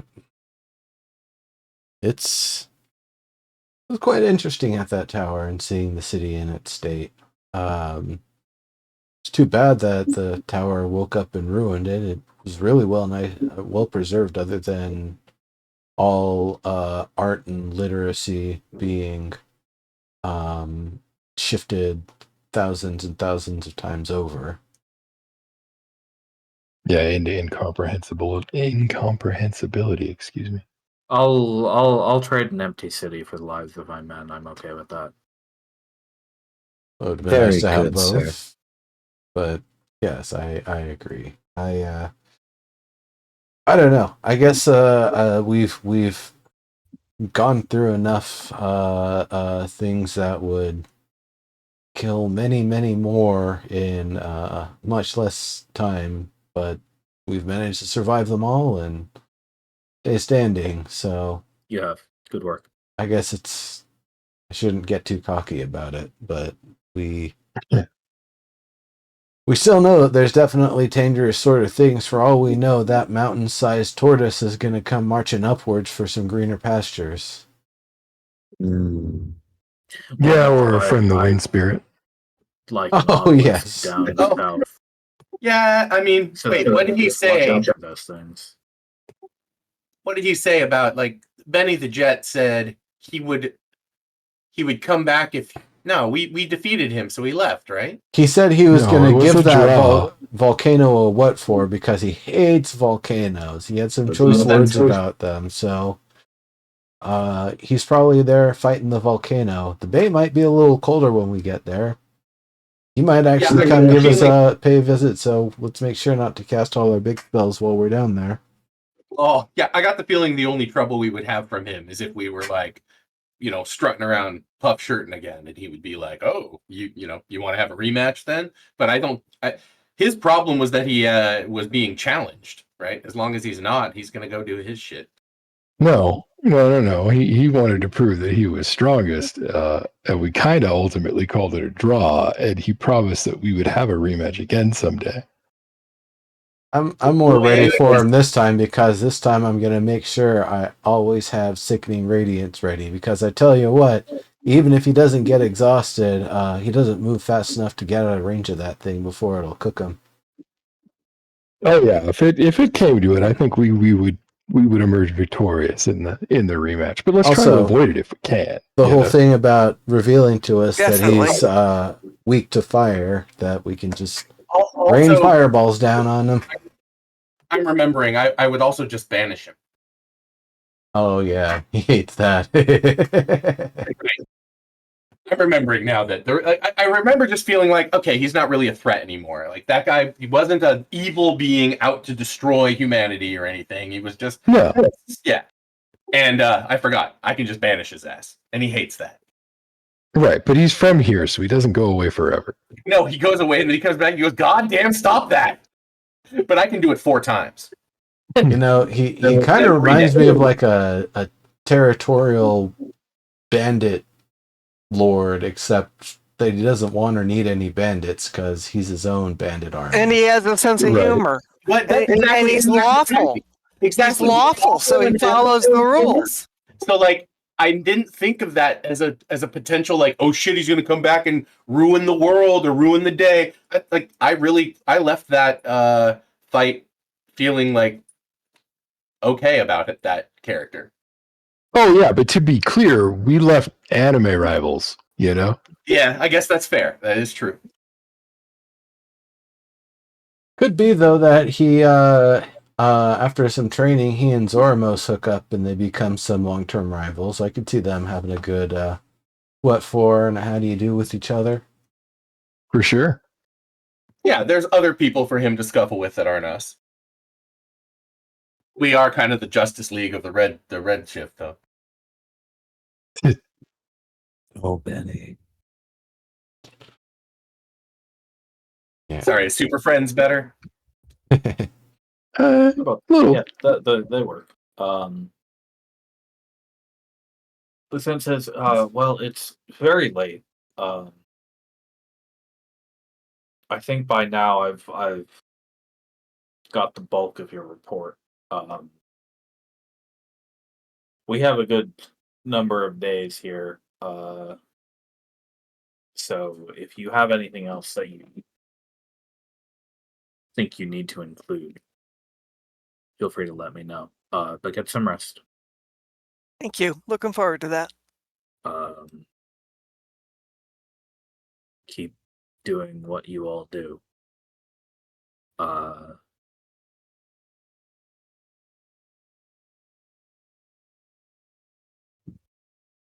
Relax in town for a few days. Don't worry about any of the other stuff while you're here.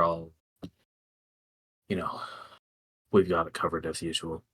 Just make sure you're fully rested for whatever you need to do next. All right. Roger Where can that. I find some meat on some skewers at this hour? Right, can I hit long rest now?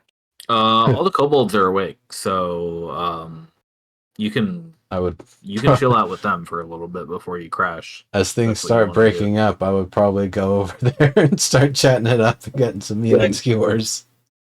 Yeah. Okay. Are They're happy to have you. Not dog. They dog like. What? But no, you're thinking of gnolls. Like or dog like. These kobolds, this world's kobolds are lizard.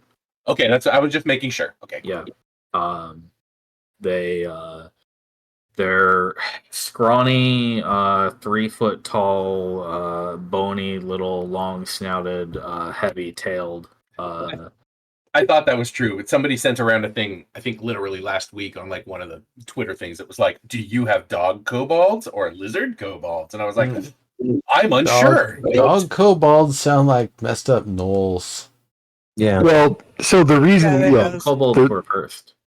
The reason this happens is because originally kobolds were dog-faced goblinoids, not lizards. Yep. In Germanic lore, if I remember right. Like right. Yes. But that's not gnolls. They're not dog people. They're just dog-faced goblins. Yeah, exactly that. I remember that rapper, Dogface Goblin. He got shot up by Supercat. Sorry. Supercat's a real guy. Sorry, Supercat. Right, that's cute. Funny. But yeah, I was gonna say they're not usually used to having the rest of the humans, etc., up in the night with them. So they're plenty eager to invite you over and get your storytelling of your recent exploits around the cookpot for at least a little bit. Oh yeah, they'll be the first ones aside from the nearby leadership to hear. The rest of the commission won't hear until tomorrow morning. I'll follow you over if there's meat on a stick. If you're promising meat on a stick, I'm in. Hell yeah. You can play some tunes. I got tunes. For your earlier adventure, you will get 2,200 experience points, first of all. Nice. How much? I'm sorry. 2,200. 200. Thank you. I'm sorry. No worries.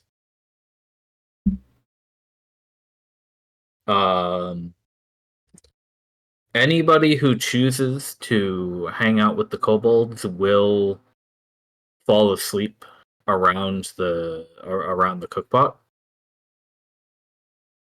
There's no saving throw for this. And wake up in the cookpot. That's fine. I would help Brigadier with any last paperwork. Maybe She's going to bed. Oh, she's going Naya's to bed. hitting the rack. I am doing a patrol, going to sleep in my barrel. Yeah, no, I would hang out with the kobolds while I was writing my letter. So Can an elf like pass out into trance from tiredness? oh, whoops, that was not intentional. That's good I question. think so. I mean, I think that an elf, like, you can cast sleep on an elf, can't you? Oh, that, They're immune. They're immune to that. I rule that elves can be put to sleep by poisons, but they're immune to magical sleep. are they Got really? it. Yeah. So they can lapse into unconsciousness, though. That was because that just feels weird that a species couldn't. You know? I've done that wrong for 30 plus years. Well, I mean, 5e elves at the very least are immune to sleep. Yeah, whenever that was added, I probably read over that and was like, not fucking in my world. Yeah, it's was it sleep charm and some other things that elves and then half elves get some They of that. resist charm. That's funny. You know, in my world, if you're a fucking prime, you're a fucking prime, and sleep charm and all that, they all work on you. Right. You know what I think it is? You know what I think it is for an elf. Eventually, like if you're hitting the edge of sleep instead of actually passing out, you just kind of start hallucinating fully. Right. You just slip fully into the hallucination while yeah. still while still appearing awake to everybody else. That has Right. all kinds of You're describing my lunch periods. has all kinds of potential for fun and shenanigans. Yeah. Okay. So the three of you are found snoozing there in the morning by everybody else. Great. Time for breakfast. Alvis and Naya get an actual night of sleep. You all do eventually get a long rest because you will be in All Saints for the duration of the Redshift. Yeah, you're able to share your report with everybody. News travels quick through the Obelisk network of what you have done.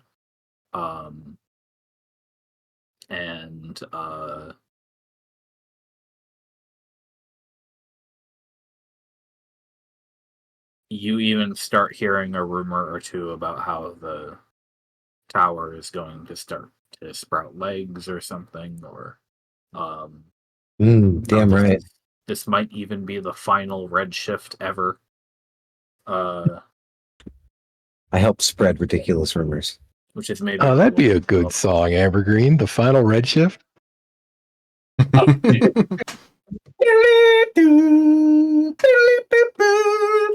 What DMCA on Twitch? Isn't that close?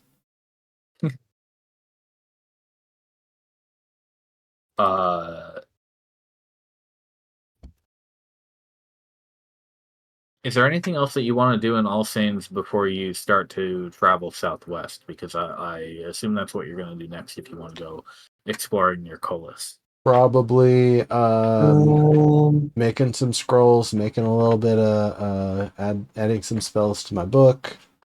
Oh yeah, let me tell you how many days you have in All Saints. You have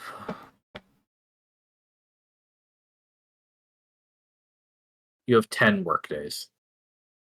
Cool. Oh, okay, good.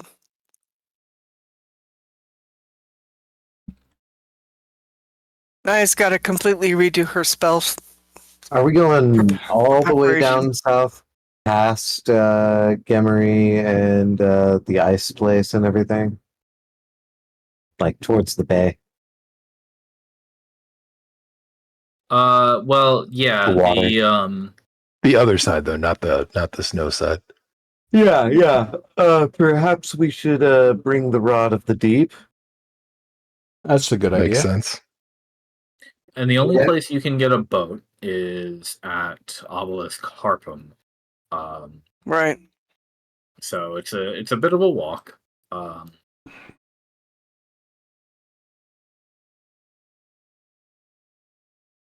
And then, like she said, according to Arisa, she's only aware that the fifth proxy or the fourth proxy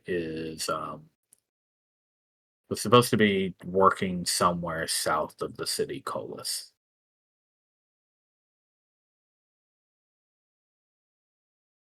Oh, great. Yeah, so somewhere around the islands in the bay, basically. That's around where the city itself was supposed to be. Oh, okay. So even further south than that. Gotcha. Yeah. I wish I could share that. That tower we interacted with was more in this area, wasn't it? The ice spire was here Oh, on the western side. but obviously the ice spire was something different. That wasn't, it's not down here where we're looking. Right, but didn't we find those ruins like up in here?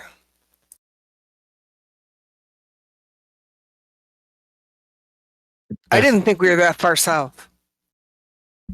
Yeah, you were around you were around the islands. Okay, that's what I thought. So we probably want to look around like here. Because the old coast would have been right about there. And if this was on land, it would have to be on the land side, not the old coast, right? Not the old water side. It's just slightly north of Orvis, east. What do you guys think the odds are of being able to use water walk to scout from the surface and then the next day go back out and do water breath? Well, we have boats. You have boats. Yo! Can we get a boat just for us to use and paddle around? I mean, you have competent sailors in your employ. They'll be happy to take you around if there's a mission to be done. Yeah, that's what we did last time. Yeah. Oh, we got dropped off at this first island, right? The bigger one. Oh, what was that dude's name? His name was Yo, sir. Yes, sir.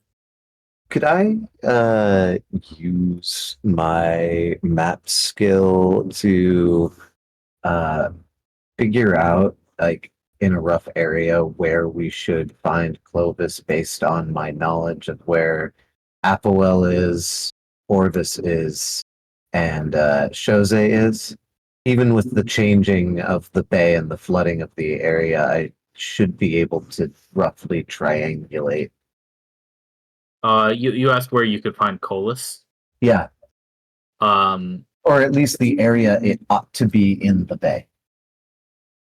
Yeah, I don't even really need you to roll for that. The city should be, it should be right around here somewhere. Nice. Okay, that's what I thought.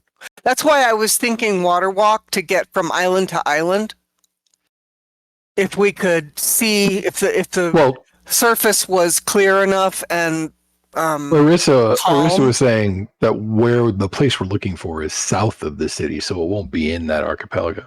Where was was it a structure or something that we spotted out here, or was it like a big tree that we had interactions with?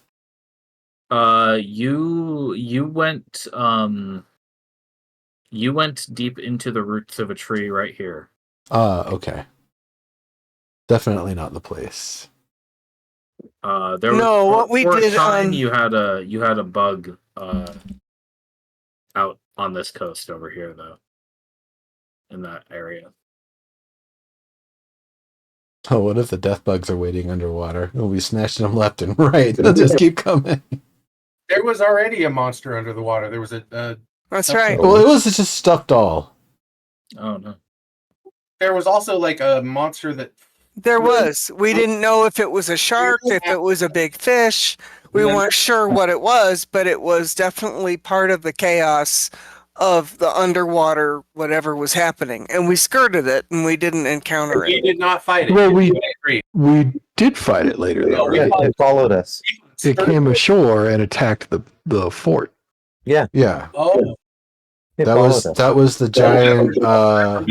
Wasn't it a three-headed dragon thing that we fought at Right. Shenzhen or whatever it was? I have the Hydra plushie. Yeah. So I Yeah. didn't put those things together that was the same thing. This It Hydra was. stuffy right The here. the thing that correlated it to us was after that attack, the thing swimming around in the bay appeared to be gone. So doesn't mean that they're 100%, but correlation, seems we like did it not is. kill that thing. We did fight things that were flying when we were coming back on a boat, and I guess I do recall that we fought the thing that came ashore. But I feel like there were a few threats in that space that we did not directly encounter. Yeah, No, I'd agree. it just left its ice shard chunks everywhere. It was there was just the one. It was menacing the islands, but it appeared there was just one. Digital drinker, and often was was pretty hammered during those. So maybe my memory is faulty. I'm just. Yeah, that's fine. Also, I would like to take some time while we're having the while we wait here, and like gather the group just some night. We have how many nights? You said like 2 or 3. 10. Yeah, you've got over a week. 10. Oh, more than a week. Yeah, perfect. Okay. So like after everything's settled, I would like to get people together and discuss the things I've dreamt about, because I don't know if they're like related to this or if they're just related to my story, but I feel like maybe they're probably related to the space and time and place and what's going on and things, because they're pretty big. And while I know that Serb said them to me while you guys were listening, I know you've heard them. I don't think you all took notes on them, but I did. Okay. And yeah, it's trippy, and it's not very, it's super. How can I put this? It's super.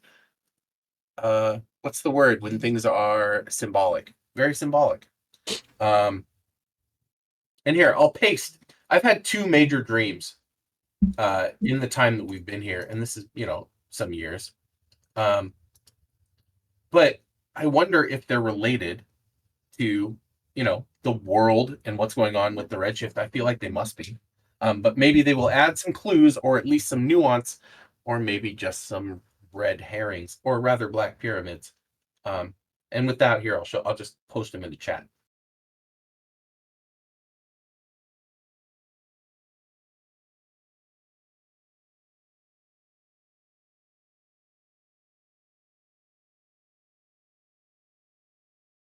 Okay, I guess that was 4 dreams. That was 4 different dreams I had.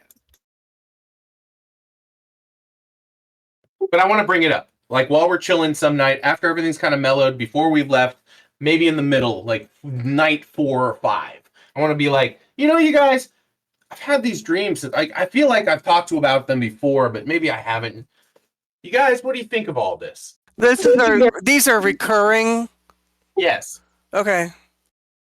Yeah, that's something you should talk about. Well, and I haven't really given that. I haven't actually like talked about it, but I'm pretty sure you've all been playing when these things have been related to me. Oh. Yeah, that'd be good. So anyway, I'm just gonna drop that shit while we're sitting there talking about it. I'm gonna be like, over the years I've been having these visions, and I thought maybe they had to do with the magic that I do, because the person there's this person that recurs, and I never really could do magic when I was a sheep herder. Like, gosh, I wish I could have. I probably would have been a much better sheep herder. Yeah.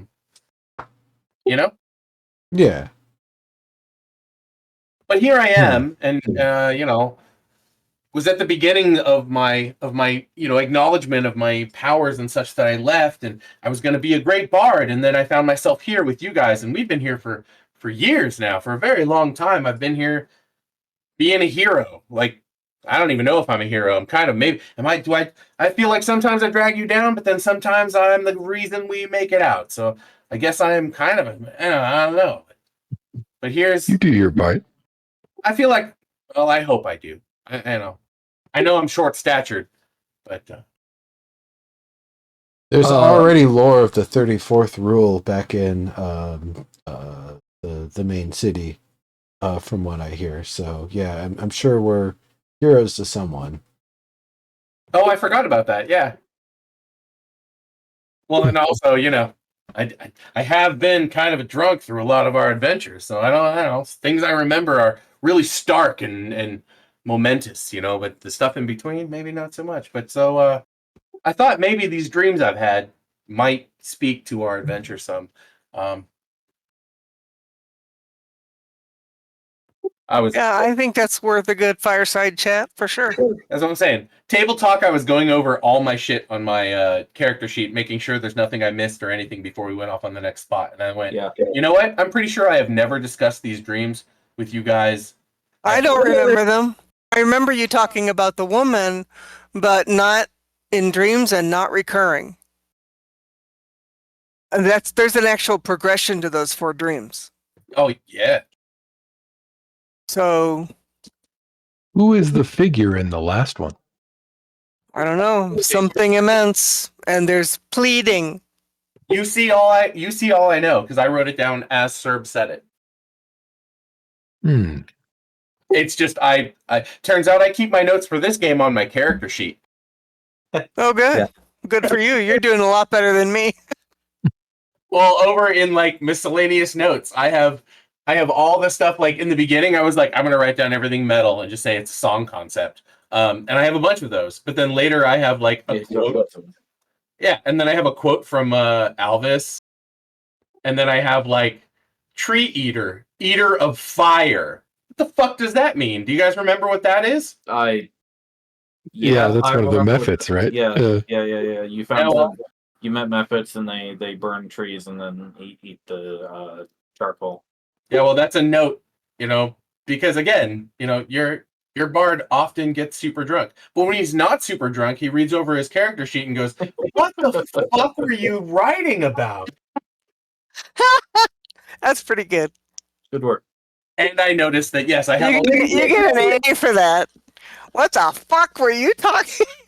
I love I it. made a note. No, at least I made a note. Like confounding rain. Oh, you're doing better than me, for sure. Bringers of flame. The crystal tree. Parentheses abridged. The heart of the forest. The fall of the house of Lauren. Wait, the fuck. Wait, the fall of the house of Lauren. That's probably when Beth Lauren died. Huh. It must have been when.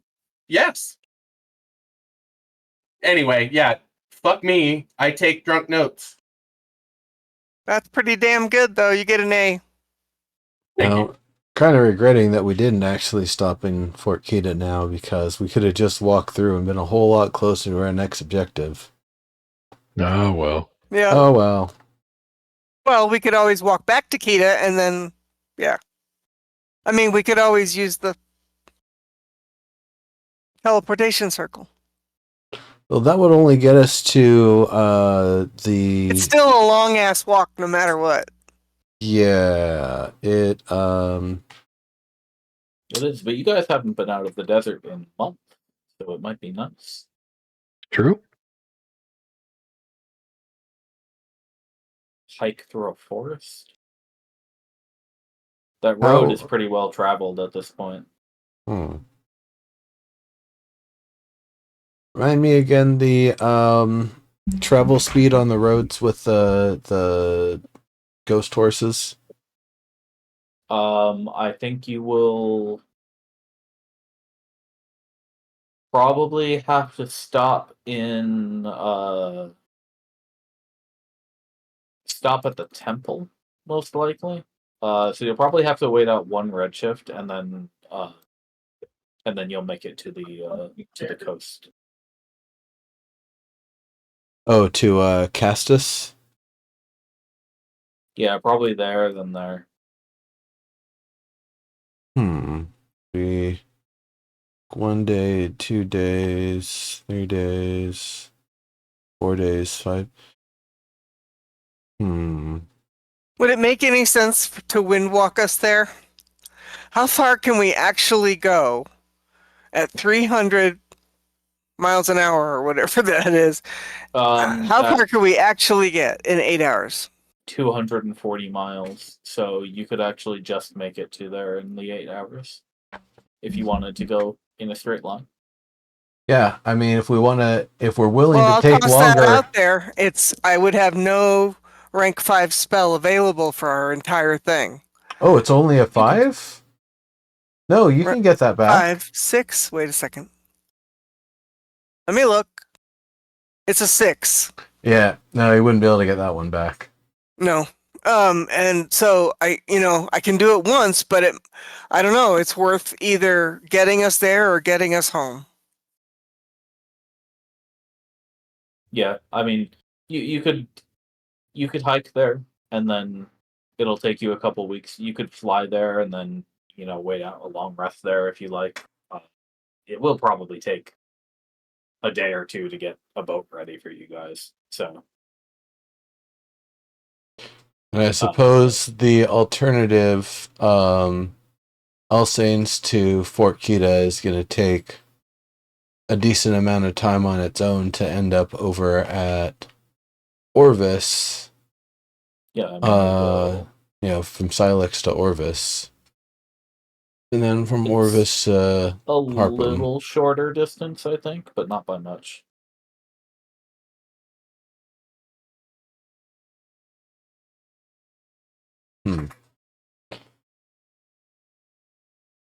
Oh, it sounds like it's going to be a 2-shift trek either way if we aren't willing to do the wind walk.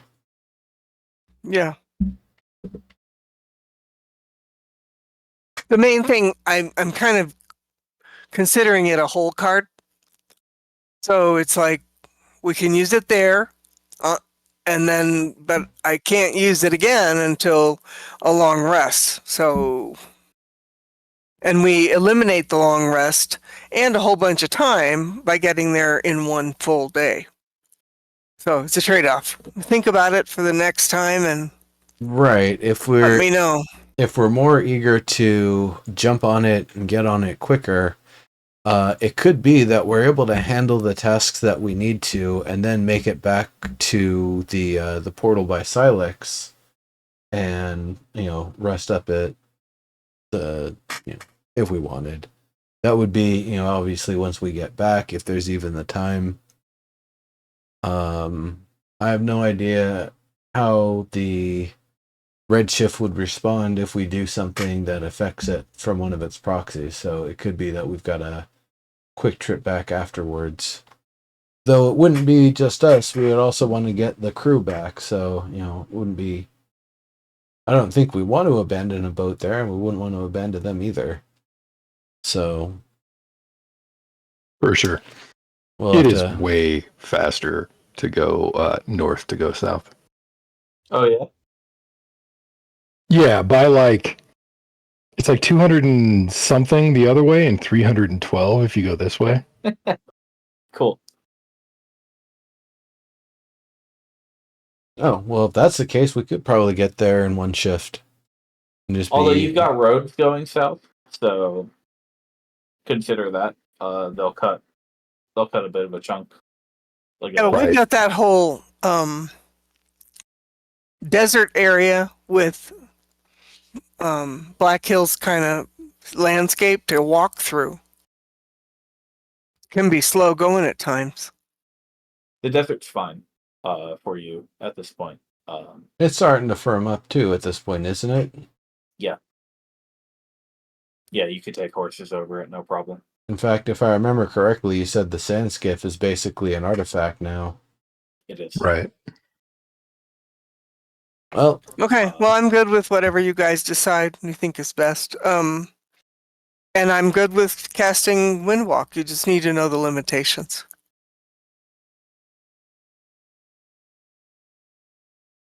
The one-shot wonder. Yeah. How do you guys want to get there? I'm fine with doing it that... Remind me again, does Windwalk work underwater, or does it stop at the water's edge? I don't... Well, It turns you into a cloud, so it turns you into a cloud. I don't know if clouds can go through water necessarily. well, that's your decision. You're the DM. Yeah. I guess the same way a wall would stop you from going through it. I suppose a body of water The increased probably would density, stop that you. makes sense. Yeah. So that eliminates the thing I was going to say, which was fly over, try to scout it out while we're in fog form, and then get the ship the next time around, or get the ship and then go out or whatever. Since that's not really a possibility, it's I guess I'm Well, going to say this from a I could mechanical. wind walk by myself and go down there, or take somebody with me if they want to go, and we scout. But it's like I could wind walk down there, and then giant eagle or whatever to scout from the air and see if we can see anything. It's actually a lot easier to see ruins from the air when they're underwater, because you got to get up high enough to see the old roads and things like that. Now, we happened to stumble across, remember that road post that we found when we were underwater? Yeah. Yep. So it's easier to see the scope of roads and things like Yeah, that big enough. from the air. So if I go down there myself or with somebody small and then wind walk down there, great eagle, and fly, and then but then we'd have to somehow get back or meet you halfway. Well, I mean, if you did wind walk, we'd all just wind walk. Right, but it's 8 hours of wind walk to get there. There's no way to really scout from the air because we'd run out of time about the time we get there. Yeah. Again, you could always wind walk there if you want to do the quick travel and then chill out there for a week. Yeah, we need to give. Right. I mean, we need to give Arissa some time to work on her mini proxy for Gemery. So I'm kind of happy to take the slow way. Like, we're not in a I'm super okay with hurry. it. Yeah, I was gonna say mechanically, there's no difference to us because I don't think there's any ticking clocks we're under. So yeah, Yeah, at least none we're aware of. But yeah, exactly. Get more engineers starting to head up north and take a. And we need to make sure that if the Redshift has accelerated its own timeline because of what we did, we need to be able to buck into someplace safe for as long as a redshift lasts, and hopefully it's we can connect to the network and let people know what we're doing and where we are. But I mean, I'm a little concerned that what we did changed things, and we won't know that until we get through the redshift. Clark the horse is living his life as a good worker around the Fort Maricus area. Cool. I was thinking about Clark the other day. His post life. I had a note that was Bone Horse, Clark. And I was like, oh yeah, whatever happened to Clark the Bone Horse? Clark the horse. Yep, he's in the Fort Maricus. Yeah. He's doing well. Yep, I was thinking about him the other day. I take your note. But yeah, okay. Sounded like a vote for traveling by road. Yeah, We can do We that. don't have any big rush, actually. Cool. Then we'll just say that'll take you to you'll have to wait out one full redshift, and then you'll be able to get to Harpum within a. Isn't Harpum where we left from the last time? Yeah. Okay. It's the port town, basically. Yeah. Okay. More of a tiny fort with a dock built. Yeah, it was a half collapsing fort. Yeah. I've not seen it on my map. Could somebody ping it? Obelisk Harpum is over here. Whoop, I'll move you there. All right. So that's where you'll go. Next time you'll be there, I'll update the calendar and everything for your movement. Damn right. Well, I So- can't see anybody. We're over by the bay. You're very near Orvis. Out west. Probably too far Oh, sorry, east. out. Opposite. Yeah, zoom out to 30%. Or even 20.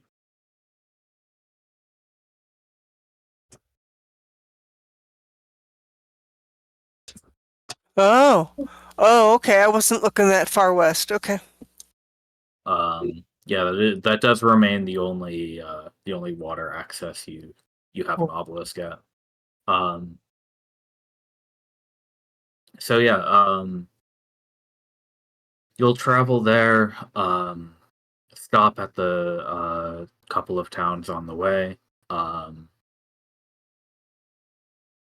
and by the time you finally get to Harpum, there is a boat ready for you, and Okay. you will be able to plot your route. We'll do that next time in 2 weeks, I think. Fantastic. Okay. Let me check. What the calendar Good. says. Yes, that is what it says. Okay, great. So that's it. Everybody got their long rest. I think I told you to do a long rest. If not, you Yep. should have. You did. have I Yeah. still gotta hit the button actually. But All right, hit the button. You can do your spell preparations whenever. Mhm. I'd imagine you would have summoned Bet Mounty at this point. Or do you not do that? Oh yeah, and I had it prepared, so I'm gonna do that before I hit the button. Yeah, it's a good idea actually, but Fair idea. I already hit the button, which is too late. But I should Okay. sort my spells. I don't know. I'm pretty sure most of what I have is right. Yep, I'm good now. All right. I've already looked at them a couple times. I was trying to figure out which spells would work. If you look up in the chat, I was like, hold on. I think Blink actually saves you the bends because Blink explicitly puts you in the ethereal. Yeah, so you get translated instead of teleported. Correct. Yeah. Okay. Yeah. If you swim up in the ethereal plane, then Right. And then You're fine? Dimension Door is a level above that. And Dimension Door is not explicit, but it feels like it doesn't go through the ethereal. No, it doesn't. But it feels like the spirit of Dimension Door is similar in that they're both domain spells for my school, and Dimension Door is one level above Blink. I see why the name would make you go in that direction. Right, and the name. That said, if I explicitly read the group one that was in your question that you asked, Word of Recall. I think Word of Recall means you're fucked because the way that they wrote it, again, we're just being pedantic about the words they use to describe the spell. But Word of Recall says instantaneously, like it says, it takes you from here to there with nothing in between right now. So I'm pretty sure Word of Recall means you're fucked. Oh yeah, Dimension Door says you're fucked too. Does it? Yeah, you teleport yourself from your current location to any other spot within range. Instanto. Yeah, so there isn't any translation step. No, You it's just the go name. there. Yeah. Instanto. The name. Gran sponsors. The name itself is Misleading. Yeah. Right. Yeah.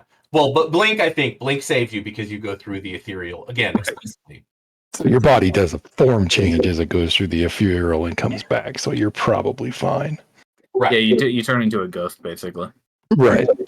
Goes through the vents. That said, I'd imagine the nitrogen in your blood doesn't come with you. correct. Yeah. I think far safer though. As I was going through all of these, freedom of movement hints at the fact that it might save you, though it doesn't say so explicitly. That's a GM sort of Interesting. That sounds pretty fucking valid to me, actually. I hear what you're saying. Yeah. Freedom of movement. And the description, both of them kind of lend to, like, it doesn't say it explicitly, it's a GM's choice. But so I have an interesting question. Right. the other one is if you're me and so is the bends an effect of the terrain that you're traversing? It's physical. So does that mean, in theory, somebody like Naya, traversing through the three-dimensional plane of water, like a druid or a ranger, isn't affected by the bends because they are unaffected? It's not an effect of the terrain. It's an effect of the amount of pressure. Correct. That is an effect of the terrain, though. That is the terrain of altitude isn't environment. terrain. I don't think. Right. But a body of water is terrain. It would happen the same way if the atmosphere was 100 times thicker. Yeah, regardless of terrain. Stepping through them because the final out for someone who has it, and I have it because I have domain, I have it, is polymorph. As long as you can polymorph into a jellyfish, you're golden. Maybe even a shark, But to address what you were saying there, Verde, someone that has pass without trace is a question, because are you passing without trace? Because pass without trace. Yeah, wrong spell. Pass without trace. Cannot hear when gives you a +10 to stealth. Right. Nothing else. But is it because you're modifying yourself, your physical? No, it's not the spell pass without a trace. Are you modifying the prime material plane around you? It's not the spell pass without a trace. At most, you're modifying how people perceive you. Okay, and if it's an illusion spell, then you're fucked. It's not pass without a trace, but yes, I understand what you're saying. Okay, so what spell are you thinking? It's not a spell, it's a class ability of druids and rangers. To pass over dangerous terrain, right? Yeah. Yeah. It's not pass without a trace, though. Water. And I don't think that's terrain at all. You know what I'm saying? Yeah, I hear what you're saying, and I only find the argument logical because of the Latinization terrain. Sure But enough. if we're talking about, like, if this was an actual combat / war simulator, right? That is a movement inhibitor caused by the place that I am moving through, and thus, as a druid, I should be uninhibited in my movement through the. Now again, I'm gonna bring up the same example. Right. But are we going to do the same thing, sir, that I said earlier? What if you go to the plane of water? Can a druid? No. I'm going to do the other thing. If you're immune to the effects, negative effects of water, right? Like you're immune to the terrain. Okay, so you're under the ocean, and a genie snaps his fingers, and the ocean disappears. You're still fucked, regardless of whether you were immune to the terrain before that happened, because the pressure has changed now. Because the atmosphere is changed. Correct. Yeah. So to put it in another way, with pressure differentials and changes, one of the reasons why people didn't largely die when that door blew off the side of an airplane is because they weren't at a high enough altitude where the rapid depressurization was going to kill them. But the oxygen masks are there for a reason, because you are being deoxygenated, and you have to have. So I have one. I have one less. I have one more Hail Mary argument for the druids. It is Hail Mary. It is a different mechanism that the genie is using when he makes the entire ocean disappear. Yes, that is rapid decomposition, and yes, that is what is happening in the. Decompression. And yes, that's what's happening when you are moving up and through the space. But because the stipulation is movement and not sudden decompression or expansion, right? That case is slightly different, right? That case is being instantly moved between the two spaces, whereas the druid and or ranger is actively moving / swimming through the space. Yeah, they don't know how to express gas out their pores at a controlled rate, though. Yeah, I don't know. Maybe that is what that is what the druid is doing when they are moving through the spatial not terrain of water. Right. They're actively being unhindered by the compression of the ocean because they're moving through the ocean. I like Marin's response with the thing that he has, the magical artifact he has. He could literally just expand a piece of his body to handle the nitrogen and oxygen until he didn't have to, and then he could slowly just bring it. Mine are only in my gloves, so unfortunately I couldn't do it to save myself. But there is a wizard spell that does the same thing to your whole body. Just put it all in your hand. Yes, you could use the wizard spell. That would be better. You don't. If I could control where the nitrogen in my blood was, I wouldn't have the bends. No, it wouldn't matter because as long as the nitrogen would go there naturally because the space was there to go to. The problem with the bends is you can't just expand to eliminate. You're literally forgetting the fact that the enlarge spell enlarges your blood too. Damn it! Yeah, you're right. Otherwise, it would just kill you instantly. So No, so what about that pedantry about movement through the terrain? Right there is that the pressure isn't hindering the druid because they are actively moving through the terrain. Okay, You're absolutely correct, though, that if they were in like a diving bell or a submarine or a genie were to make it go away. Yeah. Argument that you're making is that the bends is not a hindrance, it's more of like a disease that happens. Well, it is. It's the gas in your body. Yeah. Like it's a syndrome. Yeah, the nitrogen falls out of your The point is, it's not a terrain effect. It's not thorny bushes and obsidian shards. It's not a difficult terrain. Yeah. Right. Yeah. No, pressure. yeah. And that ranger ability doesn't give you a swim speed, so clearly it doesn't apply to the water, you know? Yeah, no, good point. Good point. Can you even pick water as your favorite terrain? I don't think so. I don't think it's an option. I don't think so. That's funny though. Yeah. They don't expect you to spend most of your time swimming. What if you're a Triton? Tritons are a playable species. Yeah, a Naiad probably has this ability. All right. I'm done being a pedant. A Naiad. That was fun. Thank you everybody for joining. Thank you. For thanks for the session, sir. Always enjoy it. We are almost there. Says you. We're gonna have games until like fucking April. Isn't that what you said? Yeah. Well, I mean that's maybe even longer. There, that's what almost there means. Yeah, I mean it's been a long campaign, so yeah, that's a blink of an eye. Yeah. Yep. I like the new title card. Wow. Yeah, me too. It's it's ominous. Holy cow, guys! To say the least. Well, I think it's interesting given Ambergreen's dream of a pyramid.